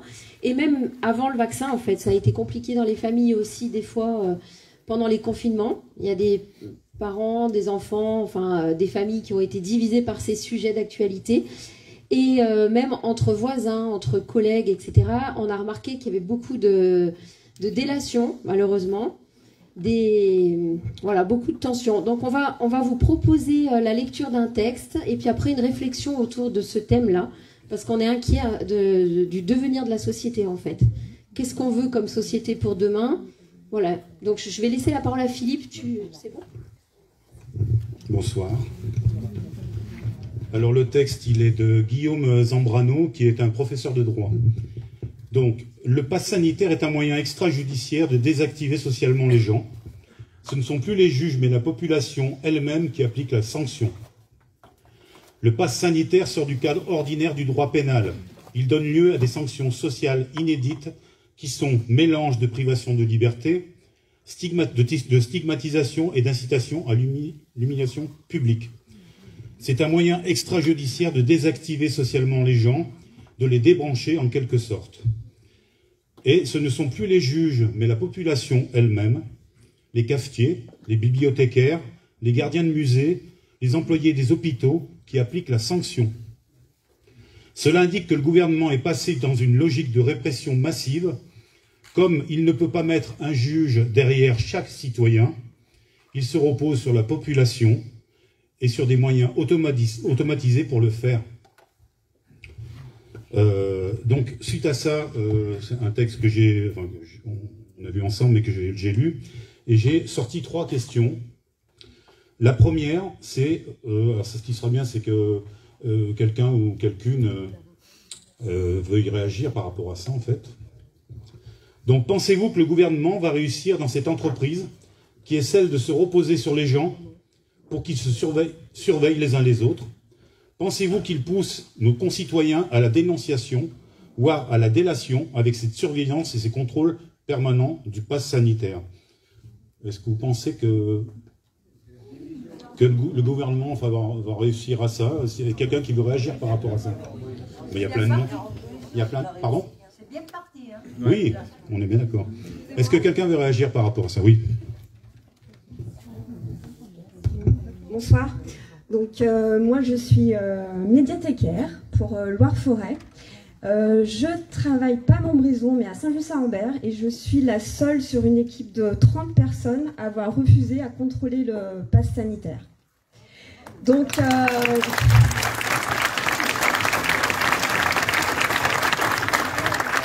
On ne l'a pas exécuté, non? Presque. Franchement, c'est très très compliqué parce que du coup, avec ma hiérarchie, donc je suis un peu passée au... Voilà, j'étais un peu de sorcière, donc ils allaient allumer le bûcher là. Et donc j'ai eu entretien avec le directeur, avec la hiérarchie de Loire-Forêt, donc c'est monté très très haut. Et du coup, j'étais menacée de suspension de salaire, de révocation. Donc pour pas rentrer dans les sanctions disciplinaires, je me suis mis en arrêt. Au bout d'une semaine, j'ai eu droit au médecin expert. Donc je suis passée par des choses très compliquées parce qu'on parle souvent des soignants. Mais là, c'est la culture et en fait, je suis un peu le mouvement des bibliothécaires en grève de Grenoble, de Lyon. Et pour moi, enfin, je ne suis pas médecin, je ne suis pas flic. Et tout à l'heure, vous parliez donc des fonctionnaires et d'ordre illégal. Et effectivement, le code pénal dit bien qu'il y a de la discrimination et le service public basé sur l'exclusion, c'est pas possible. Moi, je leur ai dit, je ne vois pas du tout mon travail comme ça, mais ils m'ont regardé avec des yeux en se disant, mais qu'est-ce qu'elle dit? Et personne n'en est revenu. Et mes collègues m'ont dit, on est des moutons. Et ils m'ont dit, toi, t'as des couilles. Enfin, excusez-moi, c'était un peu ça. Mais en fait, je ne pouvais pas faire autrement. C'était un cas de conscience et je ne pouvais pas. Simplement, maintenant, je vais être obligée de me mettre en disposition. Donc, je vais pas pouvoir revenir parce que je suis vraiment grillée, quoi. Donc, je cherche du travail. Voilà. Donc, si vous avez des idées, moi, je ne demande pas de cagnotte, mais je demande à travailler. Et c'est vrai que la fonction publique comme ça, les bibliothèques, les médiathèques comme ça, c'est pas possible. Donc ça sera résistance, force, honneur, courage.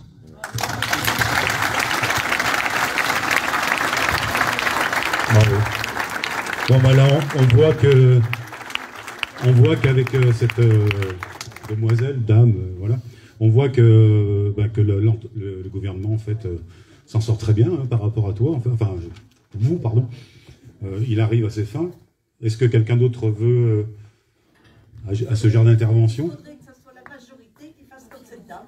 Oui, alors moi d'ailleurs vous avez raison, moi ce que je pensais d'ailleurs quand vous étiez en train d'expliquer votre cas en fait, dans beaucoup de situations, celle-ci entre autres, je trouve que les gens se trouvent un peu isolés en fait. Donc un cas comme le vôtre en fait, sans parler de vos collègues de travail, mais il serait quand même bien qu'il y ait des gens... Les syndicats, on ne les entend plus. Pardon? Le syndicat, quand il y a des grèves, c'est pour les augmentations de salaire. Voilà, bon.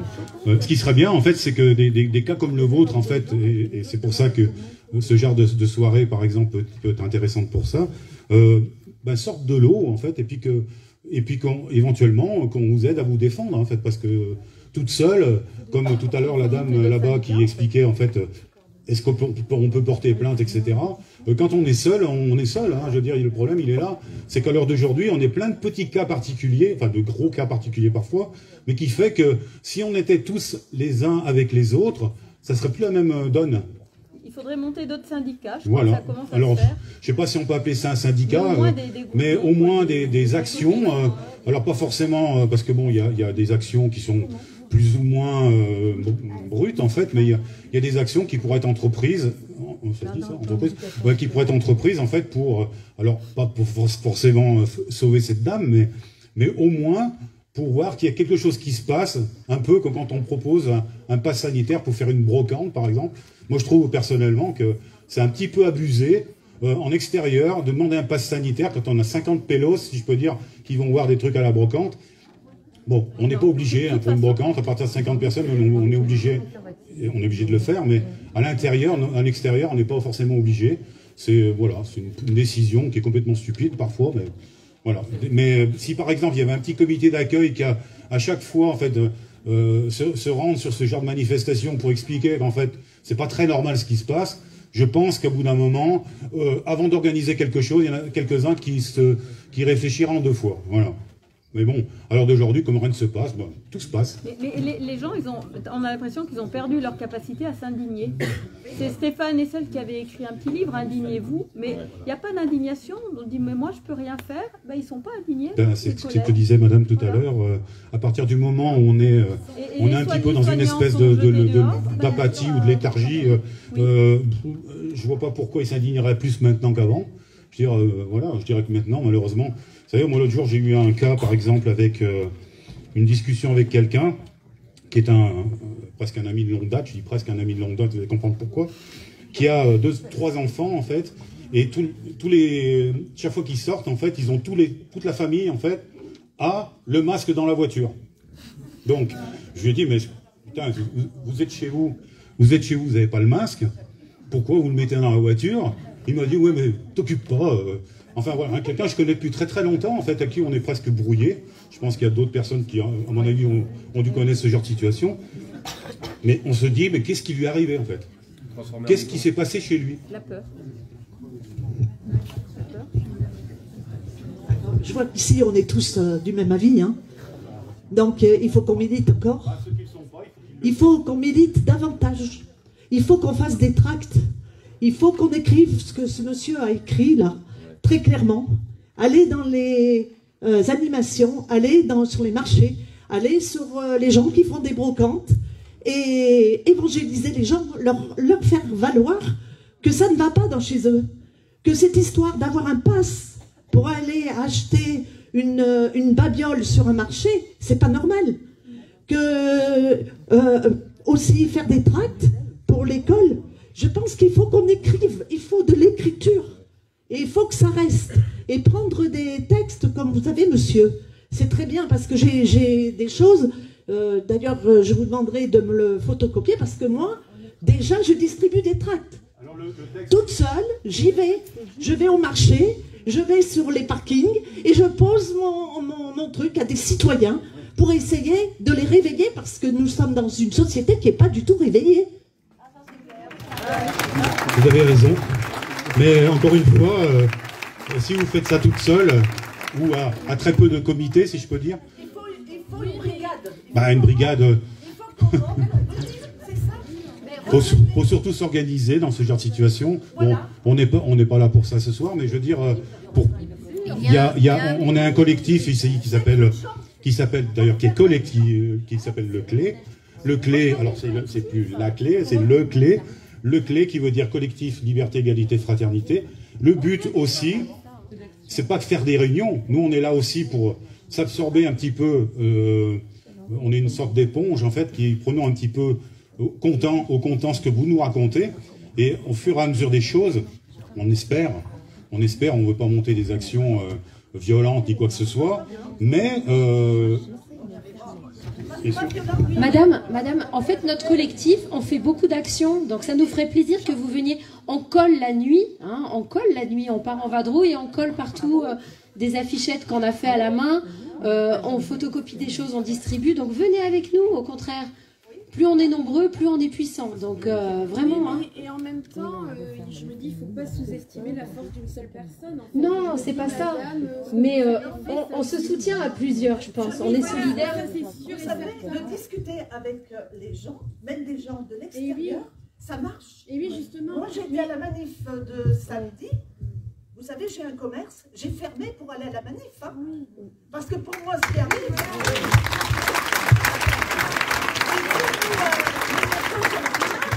Si nous ne faisons rien, c'est dramatique. C'est bien. C'est à parler d'une pandémie, mais c'est tout à fait ça. Donc nous, il faut qu'on bouge. Parce que les gens ne sont pas conscients. Oui, voilà. Les gens ne sont pas conscients. Et même si on est seul, je me dis ce que je veux dire, c'est que une seule personne. Le souci, c'est qu'on n'est pas sous-estimer la force d'une seule personne. Non, on sous-estime pas la force d'une seule personne, mais quand on est ensemble, on est plus fort. Donc l'union fait la force quand même. Vous venez avec nous au collectif, ça serait... Moi, je suis... Elle a raison, cette dame. Défendre nos enfants. Moi, je suis de... Il faut le faire.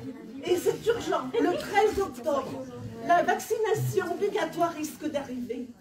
Donc il faut qu'on bouge, mais vraiment plus qu'il ne faut. On est là pour ça, Hein. Vous savez, moi je suis d'accord aussi. On voit effectivement que c'est important qu'il y ait un collectif. Moi, ça me fait du bien de venir parce qu'effectivement, on se sent moins seul. Mais c'est vraiment de savoir qu'il y a des gens qui sont si vous voulez, par rapport au colibri dont vous avez parlé, je ne sais plus qui est-ce qui en a parlé là. Bon, moi je suis de Sorbier-la-Taloudière. Si j'ai des tracts, je veux bien faire la tournée des deux communes. Hein. Très bien. On a relevé en manif, justement, sur les manifs de Saint-Étienne, on a pris les noms de tous les gens qui pouvaient tracter et qui nous aident beaucoup dans chaque commune. Donc c'est important, si vous voulez nous aider à faire... Mais si vous avez si on peut avoir des tracts ou des outils, il y a des gens qui ont un peu de temps et qui vont pouvoir les utiliser. Hein. Il faut surtout trouver des vrais mots, pas des choses trop longues, parce que c'est des choses qu'on distribue comme ça. Mais en fait, au collectif, nous, aux clés, on vote les décisions, on se retrouve, on vote les décisions. Toutes les personnes sont les bienvenues. Donc on ne demande qu'à accueillir de nouveaux membres. Hein. Donc au contraire, venez. On crée des sous-groupes ou dans lesquels on propose des actions, donc les masques blancs, le CNOC, on a plein d'actions en cours en fait, c'est des sous-groupes. Oui, c'est super, non, mais justement, mais j'en profite pour vous rappeler en fait que si vous voulez vous investir dans le collectif, vraiment, il y a plein de places à prendre, hein. Chacun a sa place, chacun est le bienvenu. Simplement, est-ce que vous avez des tracts tout prêts, avec des notions simples, que vous pourriez distribuer aux gens? Alors en fait... Il y a Liberté 42, 43 qu'on a. En fait, on fait différents tracts. Oui, mais alors les slogans, nous, on les écrit beaucoup à la main sur des feuilles de couleur. Vous avez dû en voir dans Montbrison. Enfin, on essaye de coller quand on a du temps. Les tracts, on a un groupe Bioforest qui a fait un tract très bien fait qu'on avait distribué. On a Liberté 42, 43 qui font des tracts aussi. Touche pas à mon gosse qui a fait un tract. Donc, on les distribue. Mais des fois, quand on n'est pas assez nombreux pour tout faire, c'est vrai que on s'épuise en fait un peu. Donc voilà, plus on sera nombreux, plus on pourra faire des choses. Toute proposition de tract aussi sera les bienvenues. Si vous avez envie de faire un tract et de nous le soumettre, en réunion on en discute, on regarde si tout le monde est d'accord, on vote et après c'est parti, hein, on imprime. On fait une petite cagnotte aux clés, donc justement pour essayer d'imprimer nos tracts et de pouvoir après les diffuser le plus largement possible. Donc avec plaisir à tous ceux qui veulent s'inscrire. On a toujours à tous les rassemblements pour ceux qui viennent le classeur. Je ne sais pas si vous avez donné vos adresses mail déjà. Si vous recevez les mails du collectif, on essaye de vous transmettre les infos. Vous pouvez donner. Hein. Ah bon? Alors ils vont peut-être dans les indésirables, il faut vérifier des fois. Il y a des personnes à qui ça arrive. Vous n'allez pas faire un groupe Telegram pour le clé? Non, pour l'instant, on n'a pas de groupe Telegram, mais on a une page Facebook déjà. Après, on ne veut pas s'éparpiller non plus. Non, on met juste les rassemblements et il faudrait qu'elle vive plus. Alors, on la fera vivre. Hein. La page Facebook, on en parlait l'autre jour. Donc, Philippe va s'en charger, je pense. Alors, il y a deux personnes qui veulent la parole. Alors, allez-y. Je ne sais pas de qui c'est.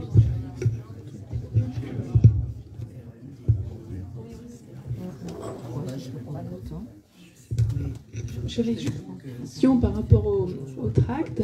Pourquoi pas sensibiliser justement auprès des écoles, parce que je trouve que c'est les jeunes maintenant la nouvelle cible et ils sont très malléables et ce serait bien qu'ils puissent peut-être avoir deux discours, deux sons de cloche différents en fait, pour protéger justement notre jeunesse, quoi. Parce que c'est assez anxiogène. Moi, par rapport à la génération future, déjà ils sont traumatisés par rapport à porter ces masques 6 ans, donc à l'âge de 6 ans, et ça serait bien d'essayer de peut-être de communiquer là-dessus et de véhiculer une autre information. Pour les écoles, il y a déjà un groupe en fait, c'est aussi un groupe du clé. C'est Jean-Christophe qui s'en occupe, je ne sais pas où il est. Non, c'est pas moi.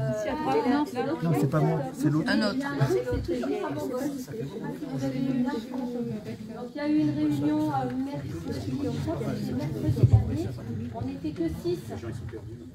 Donc du coup, si les parents veulent s'investir, on propose, mais après on ne peut pas forcer les gens. C'est qu'on n'était pas au courant. Ah, c'est vrai. Touche pas à mon gosse en fait. Touche pas à mon gosse. Oui, du coup, je viens d'aller voir, mais c'est vrai que les rassemblements, c'est bien. parents et justement, on dit qu'il n'y a pas beaucoup pour les jeunes parents. Voilà, rejoindre. Pour les parents inquiets, touche pas à mon gosse, c'est un sous-groupe du clé justement. C'est Jean-Christophe qui s'en occupe, qui organise des réunions ici notamment, et qui voulait proposer des actions, mais dans lesquelles il faudrait être nombreux. Il voulait proposer d'aller bloquer des établissements scolaires, prendre rendez-vous avec les chefs d'établissement. Le problème, c'est que quand dans les réunions, on se retrouve 6 ou 7, c'est impossible d'agir, quoi. Donc, voilà. C'est sur Telegram, en fait. Ouais, ça doit être ça. Voilà, c'est ça. C'est ça. Donc, sur Touche pas à mon gosse, vous avez des infos pour les écoles, pour les enfants, voilà. Mais on va faire vivre la page Facebook du Clé, effectivement. Après, vous pouvez nous contacter par mail, sur Facebook. Vous avez nos numéros de téléphone si vous les voulez. Et voilà. Je pense que c'est... Mais Maïté, il va avoir des bugs. Oui, mais là, on est en train justement de prendre les adresses. Les numéros de téléphone. En fait, il faut bien prendre en considération, c'est que tout ce qu'on vous dit là, ce que vient de dire Maïté, on a plein de petits groupes, de sous-groupes, etc. Il serait peut-être bien aussi, alors nous sans prétention aucune, mais on peut jouer ce rôle-là, il serait bien que toutes ces petites rivières en fait fassent un fleuve à un moment ou à un autre. Parce que c'est vrai que les informations sont dispersées, tout le monde ne connaît pas tout hein, et donc nous on a une page Facebook, on organise cette réunion-là, là où vous êtes à peu près une centaine de personnes, ce qui veut dire qu'il y a 100 cerveaux qui réfléchissent, il y a 100 cerveaux qui ont quelque chose à dire. Il faudrait nous faire revenir vos points de vue, vos informations, de façon qu'on puisse nous-mêmes, c'est vrai qu'il faut qu'on fasse un peu plus vivre l'histoire, mais parce que nous, au même titre que vous, on n'a encore qu'une rivière. Donc on a besoin de grossir en termes de rivière, mais il faut que tous les petits affluents en fait viennent, touche pas à mon gosse, les soignants, etc. On peut, sans pour autant que ces groupes n'existent pas, mais au moins centraliser les choses, de façon qu'on n'ait plus à aller à 50 endroits pour savoir ce qui se passe. Voilà. Donc je ne sais pas ce que vous en pensez, si vous êtes d'accord avec ça, on va y travailler en tout cas, et on a vraiment envie que vous participiez à ça, parce que nous on n'a pas la solution à tout, on est bien d'accord. Voilà. Donc je reviens un petit peu à mon... Je ne vais pas dire à mes moutons, parce que c'est un peu mal placé. Aidez-nous, on n'est pas des moutons. Donc pour en revenir à cette histoire de surveillance des uns des autres, hein, il y a une question numéro 2. J'aimerais savoir ce que vous pensez. Est-ce que vous pensez que le contrôle de la... 3-4. Est-ce que vous pensez que le contrôle de la population, la dénonciation, voire la délation, soit un acte civique et un devoir républicain, comme le disait un certain Frédéric Lefebvre en 2009, un porte-parole, j'ose même pas le dire, de l'UMP. Voilà. Donc, est-ce que vous pensez que ça, le fait de faire de la délation, de dénoncer, de dire que son voisin il n'est pas vacciné, qu'il a fait une fête, que voilà, etc. Est-ce que vous pensez, vous, que c'est un devoir civique ou un devoir républicain? Il est bizarre lui, hein. Mais bon, j'aimerais que quelqu'un réagisse par rapport à ça, en fait. Ouais. Je vais parler de la première et de la deuxième question en même temps. Et en même temps, je voulais faire une petite parenthèse. C'est vrai que ce serait bien de faire un groupe Telegram ou Signal. On l'a vu quand il y a des gros couacs comme il y a eu cette semaine avec les réseaux sociaux qui ne fonctionnent plus. Au moins de passer par ce genre de canal peut-être faciliterait l'information. Et on voit par rapport à la censure aussi que ça pourrait peut-être aider. Il faut savoir qu'on est très surveillé en fait. Ouais, c'est pour ça. Ce n'est pas non plus. C'est un moindre mal peut-être. Par exemple, un compte sur Telegram, on vous demande systématiquement votre numéro de téléphone. Et il faut vraiment votre numéro de téléphone. Sinon, vous ne pouvez pas créer le compte. Vous ne pouvez pas confirmer. Voilà. Donc, si quelqu'un met son nez là-dedans, je veux dire, au bout d'un moment, peut-être que, pas aujourd'hui, mais parce que Telegram, je ne sais pas si vous connaissez le principe, mais c'est quelque chose de russe à la base, qui a été télécrypté en fait, et qui empêche normalement de lire les messages. Mais bon, les Telegram, c'est très surveillé, donc de créer, encore une fois, une autre rivière, c'est ce que vous êtes en train de dire, c'est un peu compliqué. Je ne dis pas que Facebook est la solution, hein, attention, hein, parce que c'est très... On a vu ce que ça a donné. Il y a plein de solutions possibles, hein. Il y a peut-être des gens qui sont dans l'informatique. Ici, moi, à une époque, par exemple, que vous en parlez, j'avais créé un forum en fait, de discussion où je demandais à tous les adhérents du forum de venir de la part de 2 personnes. C'est-à-dire s'il n'était pas... si vous vous souvenez de ça, s'il n'était pas parrainé par 2 personnes qui étaient déjà dans le groupe, il ne rentrait pas. Voilà. Donc ça c'est une solution, mais avec un mot de passe en fait. Mais bon, je ne sais pas si vous voulez dire autre chose. Excusez-nous, on va vous faire circuler des petites feuilles avec un stylo. Si vous souhaitez, en cas de bug informatique, qu'on reste en contact avec vous, on va vous demander votre nom, votre prénom, votre numéro de téléphone si vous souhaitez nous le laisser, votre adresse mail, bien entendu, et votre adresse géographique. Voilà. Après, c'est vraiment que si vous le souhaitez, hein, en cas de bug informatique. Voilà. Si vous êtes d'accord. Hein. Voilà, après, faites comme vous voulez. T'es pas des renseignements territoriaux, toi, par exemple? Tout à l'heure, on parlait de petites actions ou grosses actions, distribuer des tracts. Ce qu'il faut savoir, c'est que moi, j'ai encore contact avec mes collègues de boulot quand même. Et on s'entend très bien, justement. Et puis moi, ça me fait rire ce qui se passe. Parce que pour la petite anecdote, avant-hier, les sages-femmes ont mis des banderoles dans l'hôpital en disant qu'elles étaient en grève le 7 octobre. Donc demain. Donc ça serait très peu. Ça serait très peu. Après, je sais pas s'il y a une manifestation ou un rassemblement, je sais pas du tout. Ce qu'il faut savoir, c'est qu'on a notre hiérarchie, notre cadre a demandé à la sécurité, à mes collègues de la sécurité incendie d'aller enlever ces banderoles parce que de peur que le directeur les voie. Donc en fait, on a peur que le directeur voit des banderoles et qu'il y a des mouvements de grève dans l'hôpital. Waouh. Donc en fait, on est où là? Le directeur n'est pas au courant de ce qui se passe dans l'hôpital en fait. Moi je le vois comme ça. Franchement, c'est grave. Donc mes collègues ont refusé. Ce qu'il faut savoir, c'est qu'ils ont refusé, ils ont bien fait. C'est notre cadre qui a été l'enlevé lui-même. Donc j'aurais dit vous avez pas pris des photos parce que j'aurais bien aimé les voir moi. Et on aurait envoyé ça à la direction, ça aurait été très drôle. Et moi je me serais fait un malin plaisir de le faire. Voilà.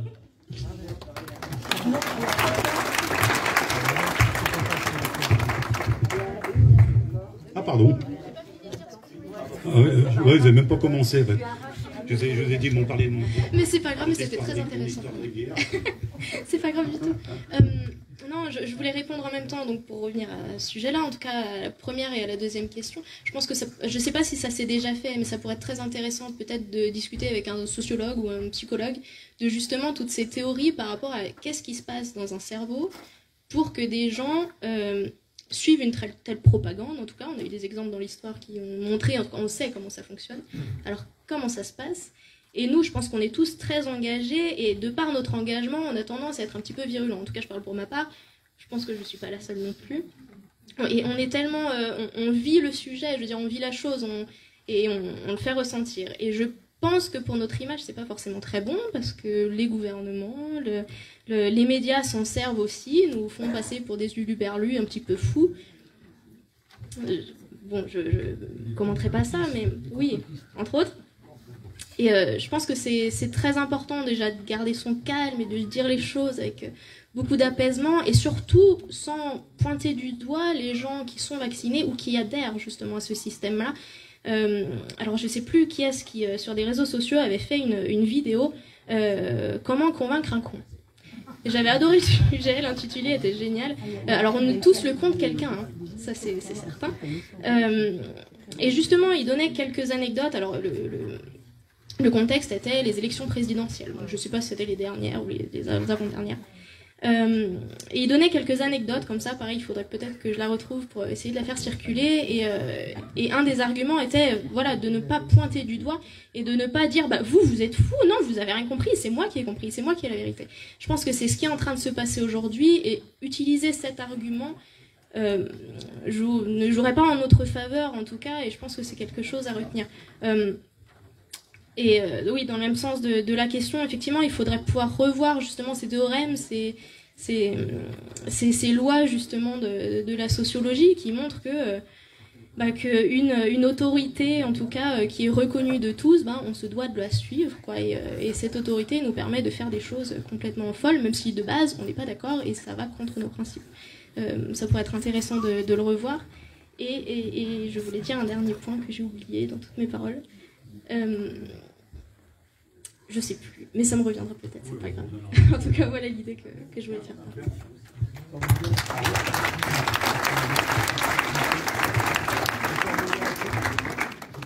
Oui, bien sûr, monsieur. Je pense que d'une manière générale, les vaccinés sont plus agressifs que les non-vaccinés. Je parle pas d'ici. Et les politiques, moi je m'en fous, ils font leur boulot, c'est un sale boulot. Mais c'est nous qui sommes graves en les suivant, en obéissant, en marchant. Et ici, je pense qu'on est un petit groupe, on ne marche pas trop, j'ai l'impression. Il faudrait qu'on soit un peu plus... Oui, on ne marche pas au pas. Mais ceux qui marchent au pas nous en veulent. Et il est là le problème. Et c'est à eux que j'en veux, moi aussi. Dans l'agressivité, dans la violence, à la limite, c'est celle-là. Oui, bien sûr que non. Mais vous naviguez sur les réseaux sociaux. C'est ça le point que je voulais dire, c'est que c'est très très difficile de se remettre en question, mais d'accepter qu'on a tort, et c'est surtout de réfléchir à quelque chose qui va à l'encontre de nos pensées, quelque chose qui nous fait du mal. C'est dur. Penser que quelqu'un nous veut du mal, ça nous fait mal déjà de penser ça. Donc c'est très difficile, je pense, pour la plupart qui sont vaccinés ou qui suivent ça, qui ne sont pas. Je pense que c'est quelque chose qui est... Je nous trouve très pacifiques. On s'assoit. On s'assoit. Moi, je m'assois aussi. Non, mais c'est vrai, je nous trouve très pacifiques par rapport aux autres. Et s'il y a un souci, on nous en voudra de ne pas avoir été vaccinés. On se retournera sur les boucs émissaires. Ça existe, hein. Ça a déjà existé. C'est pessimiste? Non, pas tant que ça. Réaliste.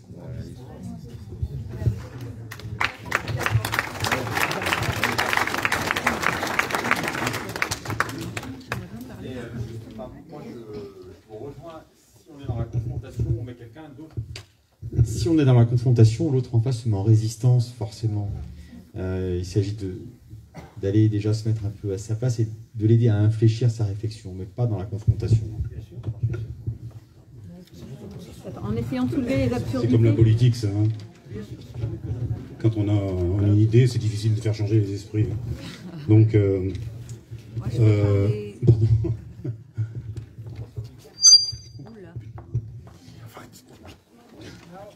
Moi, je veux juste dire une chose, c'est que je ne sais pas s'il faut être dans la confrontation, etc., et s'opposer.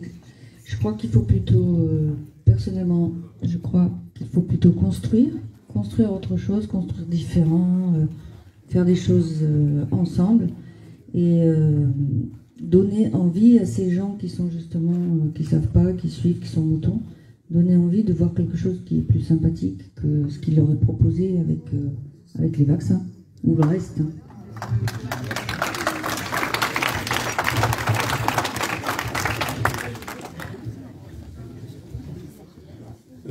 Donc tout ça m'amène un peu à une troisième question qui est la moins drôle de toutes, hein, je ne vous cache pas.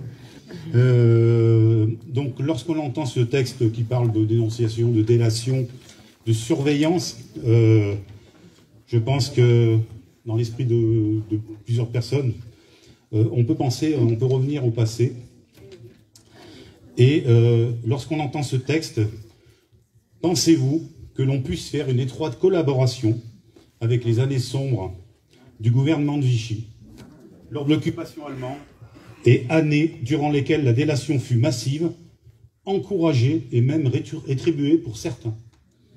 Qu'est-ce que vous inspire cette... Est-ce que vous êtes d'accord qu'on peut faire, alors pas forcément l'amalgame, mais une certaine comparaison, sans rentrer dans des polémiques comme l'étoile jaune, machin, mais bon, est-ce que vous pensez que... Vous savez, tout à l'heure, je ne sais plus qui c'est qui disait, quand on était par exemple sous le régime de Vichy, Pétain était adoré par 90% de la population. Il y avait 10%, peut-être des gens comme nous, qui n'étaient pas d'accord, qui ont fait la résistance d'ailleurs. Donc, bon, voilà, donc c'est pour vous dire que par rapport à ce qui se passe aujourd'hui, quand vous voyez que vous avez pendant une période de confinement, par exemple, vous avez votre voisin qui appelle la police pour dire que vous êtes 10 chez vous alors que vous n'avez pas le droit de l'être, comment vous appelez ça, vous? Enfin, moi, je sais pas. Moi, j'ai pas dit, hein. J'ai pas dit le mot. Hein. Non, voilà. Quand on voit qu'on rentre dans ce genre, demain, si par exemple on a la possibilité, puisque c'est ce que veulent nos gouvernants, peut-être tout savoir, en Chine, par exemple, vous savez qu'à l'heure d'aujourd'hui, il y a des... les gens peuvent savoir sur des sites internet comment se porte son voisin. En Chine, c'est comme ça. Aujourd'hui, vous avez dans un quartier, vous avez possibilité de savoir si votre voisin il a le sida, s'il a ci, s'il a ça, sur internet.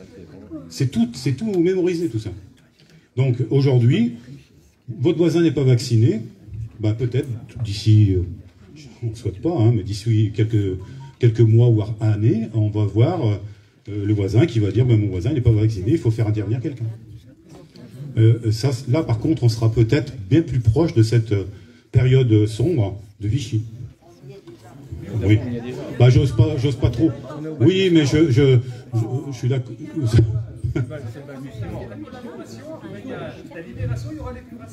Voilà, exactement. Ouais, mais enfin, bon, ça dure un petit peu quelques années quand même, tout ça. Hein. Il faut être solide. Donc, en attendant, il faut que les gens, comme on disait tout à l'heure, il faut vraiment se soutenir. Il faut vraiment que les petites rivières fassent des gros fleuves. J'insiste là-dessus. Mais qu'à terme, on arrive à être plus fort. Bon, essayer de convaincre les autres, hein, ceux qui sont... Bon, après, quand je vous disais, on parlait de mon histoire tout à l'heure de passagers, enfin, vous étiez 4 dans la voiture avec le masque et à la maison, non. On se dit, là, est-ce que les gens sont récupérables? Est-ce qu'on peut se dire ça, en fait?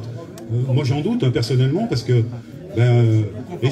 tout à l'heure, je sais plus. Oui, tout à l'heure, je sais plus qui c'est qui disait. Il faut. C'est toi qui disais. Comment c'est déjà ton prénom? Dominique, qui disait tout à l'heure. Il faut essayer de convaincre. Il faut essayer de ne pas passer par la confrontation. Mais je peux vous dire qu'à un moment, un nain nous en ferait jamais un cheval de course. Hein. Voilà. Donc, bon, je sais pas ce que vous pensez de ça. Donc, est-ce que quelqu'un veut intervenir sur cette période, enfin cette comparaison entre la période sombre de notre histoire et puis la période d'aujourd'hui? Alors, madame, avec le respect que je vous dois, depuis tout à l'heure vous vous manifestez, je vais vous donner le micro. Vous avez tout à fait le droit de parler.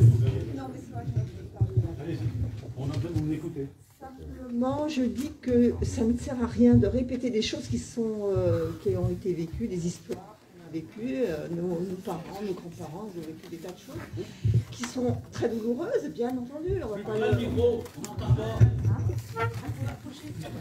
Ouais.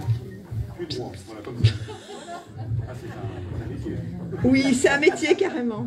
Je dis que si on reste toujours à répéter les mêmes histoires, on a des tas je disais, sur Arte, vous avez des tas d'informations là-dessus.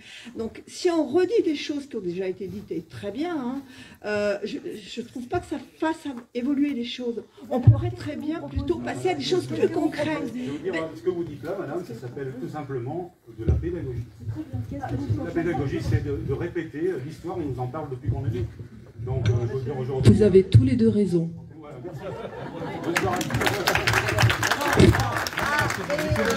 Alors moi, je vais lire un petit texte. Non mais pour synthèse. Parce que madame, vous avez tout à fait raison. On attend vos propositions. Ça marche. Non, parce que moi, je me disais, bon, bah, si on parle toujours de ça, j'ai pas envie de rester parce que j'obtiens pas de solution. Je vous ai envoyé sur un mail des propositions à faire pour des solutions, si vous voulez, plutôt concrètes et des solutions pour les gens qui ont perdu leur travail, pour communiquer aussi pour les soignants. J'ai demandé aussi qu'on regarde aussi tous ces problèmes d'informatique, parce que les réseaux sociaux et tout, excusez-moi, je suis... Les réseaux sociaux, c'est une chose qui est bien si on veut, mais moi je trouve que c'est aussi pénalisant, parce que je vois Facebook, j'ai voulu m'y mettre sur Facebook, je l'ai gardé 6 mois, et en 6 mois, je me suis aperçue qu'il était énergivore, qu'il me bouffait mon téléphone, il me bouffait ma vie, donc je me suis dit, je vais l'enlever. Mais pour l'enlever, d'abord, c'est une autre histoire, parce qu'il a fallu que j'aille voir un informaticien, parce que c'était impossible. Impossible. Hein, et puis, une fois qu'on l'a eu enlevé, moi, je pensais récupérer un peu de place dans mon téléphone, mais pas du tout. Ça m'a complètement pris mon espace, et j'ai plus de place du tout.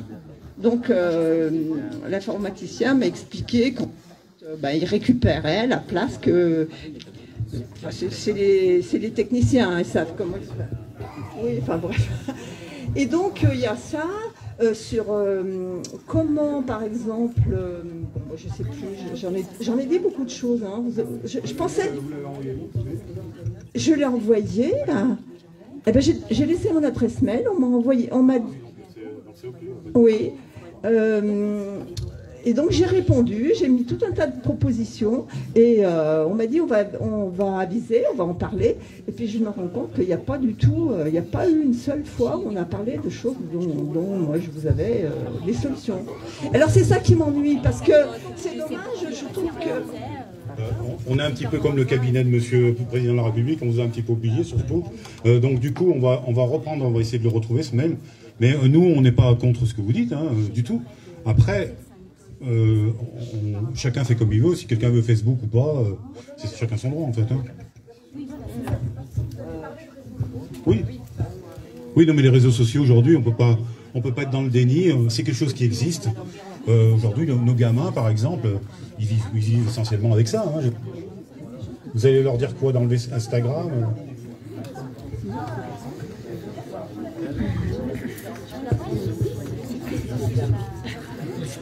Ce qui est intéressant, c'est d'essayer de parler de choses qu'on peut faire justement le jour où les réseaux sociaux, où on nous sera, on va nous comment... Donc là pour l'instant il y a une liste qui circule, qui est faite pour ça en fait, qui est parce qu'on a bien vu comme vous en fait qu'on était, si demain on nous coupait tout ça, qu'est-ce qu'il en serait par exemple de cette réunion? Est-ce qu'il y aurait des informations qui circuleraient ou pas? Donc il faut effectivement se dégager de tout ça le maximum. Maintenant, c'est pas parce que vous dites ça que vous allez demain enlever les Instagram et les télégrammes et tout ça à tout le monde. Oui, vous avez raison, il faut en parler, absolument. Bon, on essayera de régler ce petit problème. Voilà, vous savez, on est tous un petit peu occupés aussi par nos vies personnelles. On essaye de trouver du temps, de donner beaucoup de temps. Donc soyez un petit peu indulgents si on a des oublis. Hein. Mais on essayera de réparer. Voilà. Donc, on va passer à notre prochaine partie.